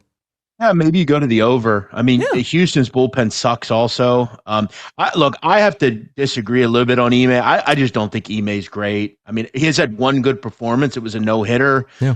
He's gotten crushed in June so far. Lefties hit him pretty hard. But I'd much think to believe that he's like probably going to give up 3 or 4 runs here. And again, Houston's bullpen, one of the worst in baseball. Yeah. I feel like Detroit could scratch some runs out too. And you just discussed, Melton's kind of a little overvalued. That's where the ERA is just kind of an irrelevant stat because you want to look at more of the true ERA, xFIP, that sort of thing. Exactly. Let me take a look here, Jeff, coming up next. Philadelphia and Washington, 6:45 tonight. He knows on the mound for those fightings here, Jeff. That's Christopher Sanchez. Yeah. You take a look at him on the season, nothing short of spectacular. xFIP minus numbers again, 100 set baseline, Jeff. He sits at 59. His ERA on the season, 1.80. His SIERA, 2.71. So I tell you, Jeff, like, because we say, well, what are the numbers on this game? Of course, they're heavily favored. 185 overnight at some outlets, Jeff. Now we're down like that 170 level. So they're starting to come down a little bit lower, despite, Jeff, 84% of the tickets I'm looking at right now on the Phillies. This number is false flaggy to me. And he's Donnie, good, but again, it's not going higher. And I'm going to tell you right now, this is my play. I'm on the Nats first 5 here. There you go. I'll take a shot with. Wow. And here's why. Cavalli, baby. Right. But when we look at this lineup outside of Marsh, Schwarber, and Harper, what the hell else do you worry about, really? I mean, if you could just kind of navigate them for a couple of bats here. I've talked before. There is no better team in the major leagues against lefties than the Washington Nationals. 791 OPS. This team rakes. They're a good offense. I'll take a shot with maybe they jump on Chris Sanchez here. I know that not a lot of teams do. Yeah. He's a great pitcher. But look, I don't need anything crazy. I just need a run or two. Again, navigate if you're Cavalli, the Schwarbers and the Marshes. Yep. Haven't really seen them too much, but all of them he's dealt with in the past. You look at Harper, 0 for 9 against or sorry, not 1 for 9, I think. Like some of these numbers, not a ton of appearances, but he's navigated. A decent matchup against Sanchez. You're getting a big number here. And ask yourself this, as you talked about, you got Sanchez, Philly's playing a bit better. Whole world's on them. Why is the number going 20 cents south? Doesn't make a lot of sense. I'll take a little shot with the Nats first 5 here, plus 145. Nice price. By the way, the Phillies should have lost, Jeff, the last 2 nights, if we're being honest. Like miraculous comebacks. But I'll say this, like Sanchez is phenomenal. Like his last 30 days, his full year, every number is green lighted. It's great. But as you pointed out, you look at the Nationals against left-handed pitching, Jeff. I'm going to give you, and again, it's not official lineup yet, just their first 5 hitters. James Wood, lefty, 235 ISO. 349 weighted on base percentage. Meade, 417 ISO, 415 weighted on base percentage. Chaparro, 360 weighted on base percentage. Abrams, 418. Cruz, 402. You're talking elite over the first 5. We'll see if there's a malaise today. Really good pitcher on the mound, but as Jeff pointed out already, minus 185s overnight, starting to leak a little bit lower. Everybody's going to take the Phillies and Sanchez, and they are, Jeff. So it's interesting how that works out. By the way, last night, you had Scoop, I think, went 6 and gave up 4, which is exactly what you wanted, and you still didn't get the total last night. Yeah, it was a rough one. Come on. I think it was 4-2 in the 6th. Yeah, I kind of felt right. Like I think it was. Yeah. And Detroit, I mean, all I was really looking for was, Detroit to kind of tie it, I would have won. I didn't need a ton of runs. Look, ultimately though, in the 3 weeks we've been on here, I've really been happy with my baseball. It's been a good season for me. So yeah, you got to switch over full time. I am. I absolutely have. 7:07 game, Jeff. Texas going to take on Toronto. Gore and Gaussman here. This line opened up overnight, that 150 range. Still sitting there, no big difference. But how about this, Jeff? 75% of the tickets coming in on Toronto because, it's Gaussman and he's home. It's Toronto. And a total listed at 8. If I take a look at Gaussman on the season, he does have pretty good analytical numbers, Jeff. 87 xFIP minus.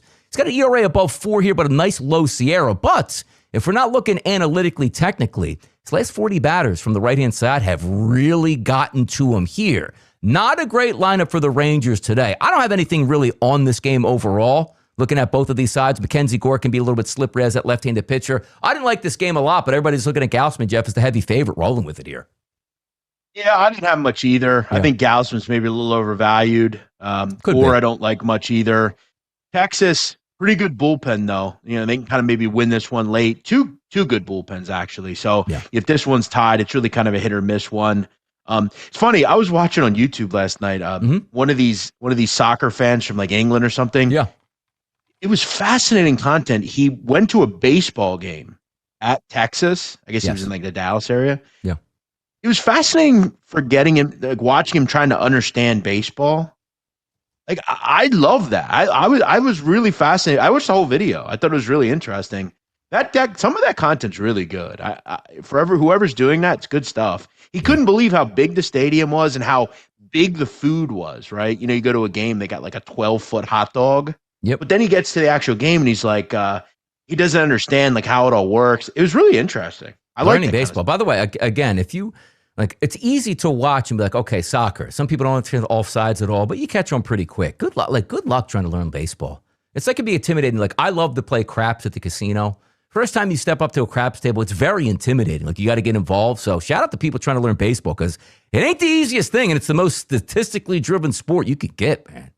Well, I'm about to go play in a tournament with 11,000 people likely in it. It's pretty imposing. But hey, tickets. You just take it one hand at a time. I got a good one for you next year, Jeff. Chicago Cubs, New York Mets. Mets suck. It's apparent that the Mets fuck. Let me get the good one here, so I don't get myself in trouble. The Mets suck like they do. Like they are horrendous, Jeff. They lost another one yet. I don't know when they're firing their manager. I don't know when they're getting rid of Juan Soto. I don't know when they're changing things up at this point. But Matthew Boyd is on the mound here. Hasn't pitched in a little bit here, Jeff. It's coming back to the mound today. His numbers look interesting to say the least, because if you take a look, he's got a minimum of 20 innings on the season. His ERA, Jeff, is a 6, but his xFIP minus is a 64. His Sierra is 2.91. Elite stuff. It's almost like he's getting super unlucky. And then you say, well, do you even have to be lucky to beat the New York Mets, Jeff? I mean, come on now. Pace this. What, man? Matt Boyd's an interesting story. I remember when he came into the majors, it was probably about 10 years ago. He played with Detroit at one point. He was with Toronto. He was horrific. I mean, every time he would step up, he'd give up 4 or 5. Opponents hit like 315 against him. Yep. I got to give him credit, though. I mean, he's had a decent little career. He's had some good seasons. He had some bad seasons, but he's been able to navigate and find his way. Something tells me this is a higher scoring game. It's kind of one of those wild ones. I do know I saw in some of the market today, there's a lot of sharp money on the Cubs here. Yeah. And I think they're taking the tact of, they agree with you. The Mets stink. Look, I'm not exactly blown away by their starter today either. So yeah, I don't mind this one. Yeah, I don't mind the Cubs, maybe a little over. By the way, also, like if I'm looking at the other side, a little bit of a teaser here for me in this one. There's a couple, like Freddie Peralta, comes over from Milwaukee. Hasn't worked out all that great. Not a bad pitcher, but lefties, Jeff, lumping him up on the season. PCA, 4-7. This is unbelievable. Do you know Pete Crow Armstrong, Jeff? Last 30 days, 91 plate appearances against right-handed pitching, a 475 ISO and a 564 weighted on base percentage here. Ian Happ, 80 at bats, 338 ISO, 414 weighted on base percentage. Hint, like myself some lefties in this. Now, Jeff, this used to be a hot game. This used to be a game everyone wanted to get behind. You're a Yankees fan, Jeff, and it doesn't feel like this is going to be the case anymore. Boston sucks. Cam Schlittler is sensational. 90% of the tickets coming in on the Yankees, Jeff. Looking at a certain outlet, opened up around 156. That same outlet's 148. Early's a decent young pitcher for Boston, Jeff. But this has one of those where everybody's going to bank the Yankees and Schlittler because Boston sucks. Is that maybe a flag for you in this one? I like the under a bit here. Yeah. I mean, I think early's solid as well. This seems like 3-2, 4-2, 5-1, something like that. That's outrageous, man. But yeah, it does seem like it's going to be a big public side. And look, I like Boston a lot against lefties. I got to tell you, Donnie, I really missed something yesterday with this group. Yeah. I loved them yesterday against that clown Kyle Freeland. He sucks. Kyle Freeland stinks. I was thinking first 5 there. I didn't end up playing it because it started. I didn't know it started early. It started like 3:45. I missed it, but I could see this one being false flaggy. But you remember, Boston coming back from Colorado, I believe. So kind of a quick turnaround. Schlittler, by the way, on the season, Jeff, batting average against 192, xFIP minus number 68, ERA 1.71, Sierra 2.93. He's been spectacular here for the New York Yankees. Is to wait to get Aaron Judge back and get that lineup healthy at this point. Always hard, Jeff, to go against the top pitchers because, you can take run lines, but, sometimes you take a look at the NBA, Jeff, or college basketball yourself. Hey, you know what? I think Kansas wins this game, but I don't think Kansas is covering 8.5. You don't really get that in baseball. Like, you got to go up against those big gun pitchers, and you have to beat them outright, or you're not cashing the ticket. And sometimes, Jeff, just getting over that hurdle where, again, 80% of the tickets on Sanchez, 90% of the tickets here on Schlittler at this point. Sometimes it's hard to go against. I don't have anything for that game itself, so it is the way it is here at this point. One last game, Jeff, on the card tonight, 7:45. I do like something in this, which I'll tease right now. Do you remember back in the day? And preambles, get to the picks. What are you doing here? No, we got to get, this is baseball. We got to get the people set up for what we're going to be doing on this show, man. Heavy baseball. World Cup's going to die off. It's going to be no NFL. Got to get the people. And Jeff saying, look, Jeff, you're a baseball capper now. You're the baseball man. Like, you're winning. Like, forget soccer. Forget the NBA. No, I know. I was just saying, I didn't know if we were getting to the picks. I don't know. No, we're getting to the picks here. People want the picks. Look at them. By the way, after the show's over, you go to Twitter, at Donnie Rightside, FJF Nadu, put those picks out. I already have it in the chamber, which is why they got to watch it. We're rolling in Major League Baseball, man. The people are going to eat this up. Later on tonight, Jeff, final game, and against an early one, 7:45. Zach Gallen used to be a pretty good pitcher. You take a look at Zach Gallen's statistics right now. What the hell happened? A 6.10 ERA on the season, high xFIP minus number, high Sierra number. I'm going to go after him tonight. And I always like a couple of those batters there on St. Louis because Zach Gallen can't get lefties out, Jeff, to save his life. A 262 ISO and a 516 weighted on base percentage. A couple lefties in that lineup I'm going with today, Jeff, for those Cardinals. How about that? Yeah, I mean, Zach Gallen. This is a play that I have my eye on. Zach Gallen is a disaster. Yeah. I mean, you look at in 4 June starts, opponents hitting 387 against him. He's going to whip it. He's going to whip it 2.11. To put that in perspective, that's walks and hits per inning pitched. So that means that he's got at least 2 guys on base every time. Yeah. Just a complete mess. Last time out against the Minnesota Twins, 4 innings, 12 hits, 9 earned. Yeah. Yikes. Fantastic stuff. Cardinals tough. I'm going to be maybe looking at a little team total there. I'll fade the D-backs. Yeah, Gallen, man. What happened there? Baseball heaven. Tarps off, Jeff. By the way, would you do tarps off if you're in St. Louis? Take the shirt off, whip it around your head? You know what I mean? No? You won't participate in that? Be a great promo at that it's point. It's like frat boy kid stuff. Yeah, let's get to some of the picks now, Jeff. You want to go first? What's your pick? Go ahead. What do you got? Yeah, like I said, I'm going to go with the Nats first 5. Yeah. I'm going to grab them plus 145. I like the matchup against Sanchez. They're great against lefties. I don't need Cavalli to throw 7 innings. Just be navigational. Don't get beat up and give up a big bomb to Schwarber or anything like that. Look, I'm definitely fading a great pitcher. I could absolutely lose here, but I've had a good season. I think when you're up, you need to take chances. Yeah. And you need to press the action, if you will. Yep. I'm going to give 2 plays. I don't usually do that. Let's go. I'm going to give 2. I'm going to also go St. Louis. Team total over 4.5. I see. Yeah, I'm just going to, again, I talked about Gallen. I don't think Zach Gallen's very good. I think, particularly recently, he's been a complete disaster. We talked about that. Throw in, I mean, I don't know. I mean, Arizona's bullpen, it's better than Gallen for sure. But I don't have a problem. I maybe get some runs there. It's just kind of middle to below average.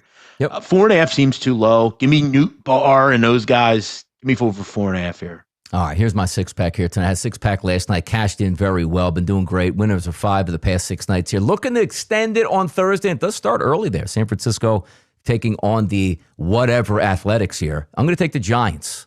Chapman and Adames. Plus 186 for Chapman. Willie Adames plus 196. So again, the goal is you get 2 of those in that game, that's awesome. You get 1, it's a nice cash prize. The Cubs, I already talked about PCA, Pete Crow Armstrong. Those numbers are absolutely out of this world, and he's leading off, so you expect him to get at least 5 chances at the dish, and maybe it's a solo home run in the first and catches it. PCA is a plus 163. Ian Happ, also a lefty, Jeff, a little bit further down in that lineup, a plus 196. They've been lumping up. The New York Mets lump them up more today. And then at night, as Jeff likes that team total over for St. Louis, I can't hate on it here. I took a couple of lefties who Zach Gallen can't get out. Those lefties, Burleson and Nootbaar, plus 148 and plus 177. 6 spot here. You know, Jeff, the other night, I had 6 RBI 2 nights ago, only won 2 of them. Still came down with plus money there. I love all the plus money on the board. Stop laying juice out there like crazy, which there's a time for that. But on RBI props, man, ground ball to shortstop with a guy on third base, bang. What I'd really like to do at some point when we get into like August, early August, is discuss the new culture that you have to parlay everything. Don't listen to these stupid people on Twitter that are trying to parlay everything. As Donnie's just talked about, grab 5 or 6, all single bets, plus money. Just try to grind out a couple of winners. It's about profit every night. There's 31 days in a month. Jeff. Try to profit 17 of them. You'll make money. Rolling extra time today, Jeff. We're feeling good. We're in a groove. See, we gave you the Major League Baseball. We gave you hot topics already on. But, Jeff, I got to tell you. By the way, Donnie, before we get off baseball, real quick, there is a no-hitter in progress in Tampa. What inning we got? Sixth? We're into the 6th inning. Lugamina. It's not a single no-hitter, though. Nope. You see who's pitching? What's the last name of the guy pitching? Do you know? I don't know, no. Ian Seymour's out there, boy. One of my long-distant relatives on the Really? mound. No. You related? I'll claim him, though. This guy's going to be throwing no-nos out here with the boys. I'll claim him. Yeah, 7-0. By the way, it's a perfect one for a no-hitter, too, because it's 7-0. So now you don't have to worry about, it's 1-0 or 2-0. Let's see if they can carry this one out at this point here and see where that goes. But yeah, Ian Seymour's in 4th inning here. So must have had an opener before that. We'll see what happens. At the top of the, so I guess he might have walked somebody, but there looks like there's 2 outs. But yeah, no hits on the board. We'll follow that one all the way through. But Jeff, my favorite part of the show with you, which is why I wanted to do content again. Like, see the handicap in there? We're going to roll into that. Football season, baseball season, World Cup winds down. Big things on the way. I keep saying for the month of August here, you guys wait and see what it is. Hit the like button, subscribe button. Have a lot of fun with us here. But I got back because the trending topics where we asked Jeff exactly what's going down, and he tells us his opinion. And I love now that I can give my opinion much more authoritatively than what I could do in the past. But Jeff, I know you are hot on this story already. Terrion Arnold in trouble. These aren't charges going to be dropped tomorrow morning. Look at this Dove Kleiman tweet. Line star Terrion Arnold has been arrested in connection with an armed robbery and kidnapping in Florida, facing multiple felonies that carry maximum sentence of life in prison. What are we feeling about this story, Jeff? Do you have any more details for us on it? Well, yeah, number one, Dove Kleiman is a scumbag. He's an idiot. Yeah, he's a tweet-stealing scumbag. I don't even know who he is anymore. It's not the original guy. I don't even know who it is now. He just copy and paste other people's tweets. Yeah. He's a scumbag. Yeah. That said, so for anyone that doesn't know, I had a podcast for 5 years where I talked about crime, the mafia, organized crime. I have a YouTube, Instagram, really popular. I've talked to dozens, hundreds of criminals, lawyers. I feel like I know the criminal justice system better than 95% of America. So what happened here is Terrion Arnold had an Airbnb in Largo, Florida that he and friends of his, associates of his, stayed at. I guess think of it like just a spot where you would go to chill, whatever. Somebody stole something from it, according to him. Yeah. He made a police report about it, claims it was like $250,000 in stolen stuff. A couple days later, someone runs up in a house, a group of people, pistol whip people, and essentially look to take the materials back.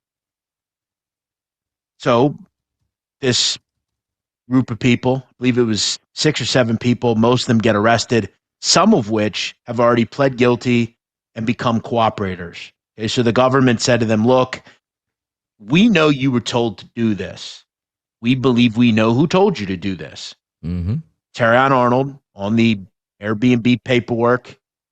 They say, look, you give us him, we'll give you favorable stuff here.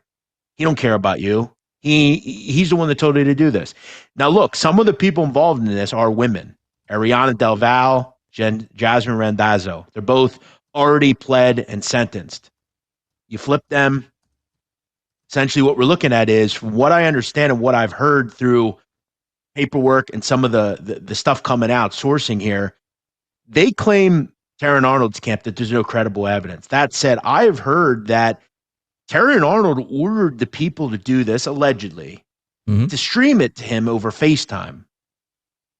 And that there's group chats where he essentially states, go get my shit back for me and do what you got to do to get it.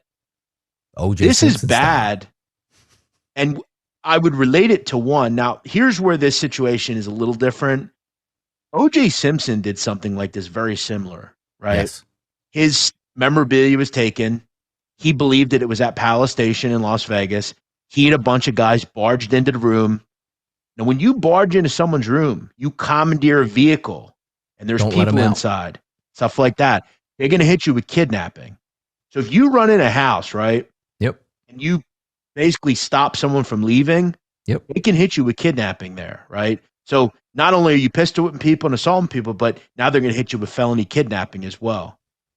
O.J. Simpson did this. O.J. Simpson got 33 years. Now, I think some of O.J.'s sentence had to do with the fact that he got off that double murder and they hit him pretty hard with it. This is not some weed charge. This isn't some disorderly conduct charge. This is essentially, and what we'll see happen, Donnie, a lot of the time in like Florida and Georgia and some of these other places, they'll essentially hit Terrion Arnold with like a RICO type charge where they'll say like, you had a group of people under you doing things for you, and it all flowed up to you. You're the top guy, and you got to prove you didn't do it. Pretty bad. This ain't something simple here. That's amazing stuff. And again, just leave the life, man. Leave the life out of this stuff here. You're an NFL player at this point. You're messing around this way, which sometimes Jeff CT comes into it. And the next topic that we'll get to here, Brandon Aiyuk, he's out of his mind. And I'm going to start the odds, Jeff, that I don't know if he ever suits up for any NFL team again, because there's clearly something wrong with him at this point. And the 49ers don't owe him any money. It's not going to count against any salary cap restrictions here, because Aiyuk agreed to forfeit his guaranteed money already, which never made any sense. So Brandon Aiyuk saying, cut me, I'll play for the Commanders tomorrow. Look at him. And I'll sign with the Commanders tomorrow. So them boys cut me today. And I'll sign with the Commanders tomorrow. Hey, he's lost his mind, Jeff. So them boys cut me today. He's lost his mind. I don't know that he's lost his mind. I think here's what I'll tell you. I think he is confident that he is a professional, or he believes he's a professional. He's good at what he does, and someone will just pick him up. This is not the way, and I agree here. This ain't the way to go about it. Let your agent handle things. Look, he's obviously pissed off. He obviously wants something that he's not getting. He doesn't want to be there. Is he someone that should be like committed? No, I don't think we're at that territory. What he needs to have is his phone taken away. That's what needs to happen. No, it does. And how about this? This is one of the stories that I absolutely love. And I need some help with this one, because I can't be the only one, Jeff. Devonta Smith is a Philadelphia Eagle. He's won a Heisman Trophy in college. Drafted in the first round in the pros, top 10. Had a good salary to start. Got a banger extension here. He's now the new number one in Philadelphia. And he just got married to his sweetheart at Disney World. Fantastic stuff. But do you know what's actually, Jeff, going around on social media? There's Devontae right here. Look at him, Jeff. See that? Look at that car. Banging looking car for him, right? Maybe his dream. Man, always wanted this car. What a wedding gift. Jeff, his wife, bought it for him. What do you have to say about that? Sounds good that's awesome. I love that. Good for her. Did he buy it for himself, or his wife bought it for him? What happened here? I've heard Carl Anthony Towns' girl, Jordan Woods, she's bought him stuff. No, why do we feel that we should be commenting on this? This is their personal life. What does this have to? Why does society think that we should like? Good for her. I'm glad she bought. Good for her. Yeah. You say, hey, Devontae, I know you've been wanting this. Like, why are we? I took your credit card and your check. Why are you and so I cynical? Paid this. Why are you so cynical? How do you know that? You know that? Yes, 1,000%. That she had the couple $100,000, whatever it was, to get a souped up car. She didn't buy that for him. I'll take it back. Well, why do we feel like we should be Gary Barbera in Philadelphia and took out a 5-year, put a couple thousand down, and she's paying $1,000 a month on or whatever. Whether she did or she didn't, seems like a cool gesture. I know it. Like when my sister got married, her and her husband, they like to ride bikes around, Harleys. Yeah, they got one. Like I don't know. I think this is. I don't think you're wrong. What do you mean they got one? Does your sister work? Well, yeah, and so does Maya as far as I know, Maya Danielle works also. She's a graduate of Southern University. She's a fashion and beauty content creator, influencer, and businesswoman. So, yeah. But again, you're missing the bigger point. Why do we? Because it's on social media. Don't put your wedding on social media. We wouldn't have to talk about any of this. So let's say why did the camera out? You on social media. That is food for thought and conversation to be distributed around. Otherwise, that would not make it to social media. I don't think we should be commenting on this. That's my opinion. What about Aiyuk Curry? Is her restaurant really good, or is it Steph Curry saying, "Yeah, you should go there and eat"? Listen, I'm all for knocking a woman talking about sports, but I think there are a lot of women that do very well with their lives. I think Jordan Woods absolutely bought her husband's stuff. Maybe this woman, who's beautiful, by the way, beautiful wedding, incredible wedding, actually. How do we know she doesn't have? Maybe her family has money, Oh, yeah. Maybe she pays Devontae's salary herself. This is just a weird society we're in. That we think we're capable. Like, what if I said to you, Donnie, that wife don't buy you shit. You buy everything. Like, that ain't right. Your wife has a job. I'm sure she if I'm like the only breadwinner in my house and I come home and there's a new car in the driveway that my wife bought me, who obviously didn't. We don't have to do that. I don't know. Why can't it just be, hey, Devontae got his brand new car. We gifted himself a present. Like, that's pretty cool. But again, it's on social media. We're going to talk about it. If it was never on social media, we wouldn't talk about any of this stuff. Like, oh, that's a private matter. We deliver it to his house at home, and he drives it around. They're like, no, that was a wedding gift from the wife that probably he paid for. That's all. Maybe. Yeah, and this is why, like, I'm myself pretty cynical about social media. Like, once I get out, hopefully, I won't post any of this stuff. I don't want anyone to know anything. You're always going to be on social media. Who you kidding? No, I will not. No, I won't. Now, biggest wedding of the year, Jeff. You know damn well that at 40, I'm done with this shit. I've told you that many times. Yeah, you'll be on here. Me too. I'm almost 50 now, still on social media. See when you believe it. I'm already working on my next business. I'll do this kind of stuff, but I'm not going to be on Twitter. I don't need to be on Twitter. 16 years ago today, Jeff, I was married on South Beach to my wife. So it's been 16 years from today, June 25th, to 2010 to 2026. It was a big day, right? Had family, had friends there. It was great. South Beach, hot as hell, fantastic. I love Miami. I've always been a Miami guy. I wanted to get married on the beach in Miami. I did that. Now we take a look at, Travis Kelce and Taylor Swift. And I said to myself, I think they're trying to throw everybody off with this wedding at Madison Square Garden because it's ridiculous. Like, people usually don't do that. It's a more private affair. They fly to Greece. They fly to Hawaii. She has compounds all over the place. Have it on the beach somewhere. But now it looks like, Jeff, they're going to shut down the New York City streets around Madison Square Garden for 2 to 3 days here for this possible massive wedding at an arena, Jeff. Your thoughts? Yeah, again, more hypocrisy. We're going to belittle Donald Trump. Look, I know people don't like Donald Trump. I'm not his biggest fan either. But if you're going to knock Donald Trump for this type of behavior, knock this idiot for this behavior. Stupid, goofy. I hate this celebrity crap. I hate commenting on this stuff. The only reason I'm commenting is because you're asking me. I wish we didn't include this crap. I hate this idiot Taylor Swift. I hate this idiot Travis. I hate these people. By the way, if you had as much money as they had and as famous as they are, where's Jeff getting married? I don't know if I asked you this before, but I have a memory. I think I would want it more just like private. I wouldn't want it like a big thing with it. I always wanted to get married at the church I grew up going to, Catholic church, very simple, nothing crazy, If it was a destination, if I had unlimited money, I don't know. Yeah, unlimited money like that. The Maldives or something. Yeah, private, beautiful setting. Leave me alone at this point here. But Madison Square Garden, is she going to, by the way, she's going to perform then, right? For the guests? Who knows? I'm sure she will. Do you remember? Was it Kanye and Kim's wedding? Was it like Lana Del Rey? Like they had a couple people actually perform at the wedding. If they're at Madison Square Garden, who do you think actually performs? She'll probably sing the song. Hey, Travis, here's a song I got for you here. Who is going to be? There's going to be performers there, Jeff, rolling through there. But I don't really understand. Like, why is it there? I don't like. What's the connection? I don't know. That's what. Like she's not a New Yorker, and neither is he. It sounds like a great. Sounds great. We got a bunch of drug addicts and people shitting themselves on the pavement as you walk in. Sounds like a great people place. People steering trash cans. You know what I mean? Yeah, I don't understand this. There's a great. I think I don't know if you've seen it. There's a great clip I've seen about Ronaldo, Cristiano Ronaldo. He's on with like Piers Morgan, and Piers basically presents like a question, like, can you ever go anywhere where no one knows who you are? Yeah. Like anywhere in the world. Yep. And he's like, nah, I'm like the most recognizable person on earth.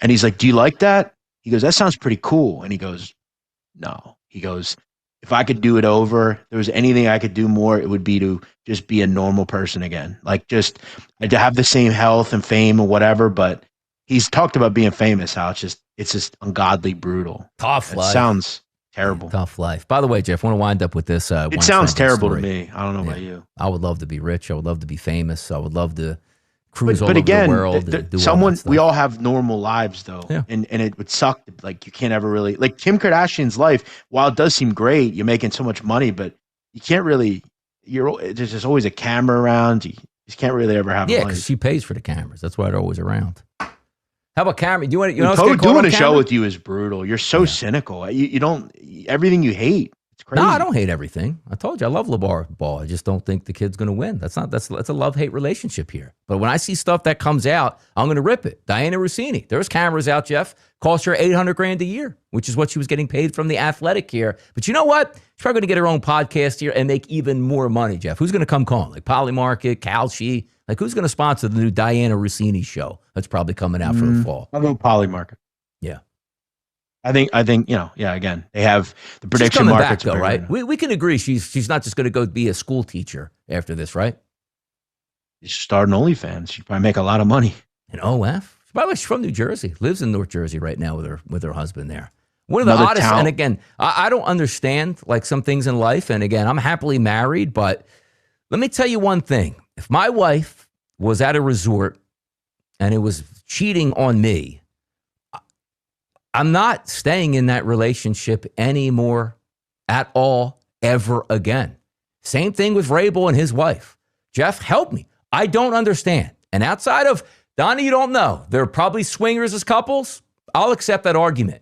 But for me to know my wife doesn't really like me, she likes somebody else way more than me, and I'm going to stay, I'll never understand it. I mean, hard to understand suckers, I'm not one, so I wouldn't know. If I'm out with a girl and I come back from the bathroom and she's talking to someone else, get up out of here. See you later. Get her away from me. Yeah. And also this happens every day, Jeff. But we just don't even even worse, like if a couple of your friends knew, oh man, he got left for that. That girl left him high and dry. What a shame. All right. Well, you know what, Jeff? I could go to work that next day and nobody's really going to mention it here. If you are that guy or the wife, every single where you go now for the rest of your life, that guy over there, man, you believe that story? It's unbelievable. There's a woman out of Chicago. It's been very well viral, recepted. She's one of these teachers, attractive teachers. Yeah. Has sex with her student. Yeah. I mean, like 50 times. She's talking about, I love you. The kid's like 15 years old. They're in love. Who's there with her, walking her into court and out of court, holding her hand? The husband. And it's like, do you have any sort of like balls? What a cuck. What a cuck. I mean, if again, I'm out with a woman and I just meet her and a guy comes over and starts talking to her and she's been talking to me for the last hour. Yeah. Like, what are you on? Like, go hang with him then. See ya. Don't be a cuck. How about this show, Jeff? How about this? That's the tagline for today. Especially being your wife. Went overtime today. We talk Major League Baseball. We talk the hottest topics. We give the people what they want. World Cup six-pack tonight. Best bets are on the board. Cheering them in tonight. So before we go, Jeff, like what's your plans for tonight? For me, It's going to be Battlefield. It's going to be hanging out with the wife tonight. By the way, well, Donnie, you going to play Battlefield during the anniversary. We're celebrating our anniversary over this weekend coming up here. So it's not like, oh, you're playing games and watching sports tonight. The official one is today. You hug, you kiss, hey, love you. Already agreed upon we're going Saturday. So I got a nice relaxing afternoon for me today. What do you got on deck tonight? We're going out? We relaxing? Up late? No. Come on. Just normal night. I'll work out a little bit later, have a nice dinner. I only eat once a day. So dinner is always a nice time for me. And watch a little TV. Love it. We got, some soccer later, Yep. Clips. I'm probably going to bet Turkey over 1.5. I think they'll score some goals. Probably be 2-2, 3-2. They'll probably still lose. That's the thing. No, I don't bet. I think the U.S. will win. Even with their players out, I think they'll still win. Yeah. I just think Turkey has 61 shots in 2 games and no goals. I think they're bound to break through sooner or later. Yep. There you go. That'll do it for the show today, Jeff. It's wonderful, man. It's wonderful doing content with the big man over there. Even though he doesn't want to be called the big man, I'm always going to call him that. Doesn't matter. But tomorrow is a Friday show. It's action-packed. World Cup talk, yes. Major League Baseball talk, yes. What we're doing for the weekend, but also more importantly, Josh Thompson, Jeff. We had him on our first show here on Crossing Lines. He's going to join us tomorrow to talk UFC Fight Night and much more. Thank you for tuning into the show. We are so close to 400 subscribers. We're Let's actually cross that over. Go ahead. We already did. It's 401. Oh, we did?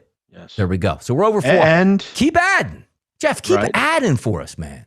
And tomorrow will be the last day you'll see me for a while. That's right. So. By the way, going away party for Jeff. And the chat box is going to be haters in there, Jeff. You know what they're going to say? Oh, Jeff got fired already. Only lasted 1 week on the show. Stop the madness here. Jeff's going to be away. And I'm telling you right now, Jeff's going to come back. He's going to win a lot of money. He might even retire because he's going to win so much at this point. I hope he doesn't leave us.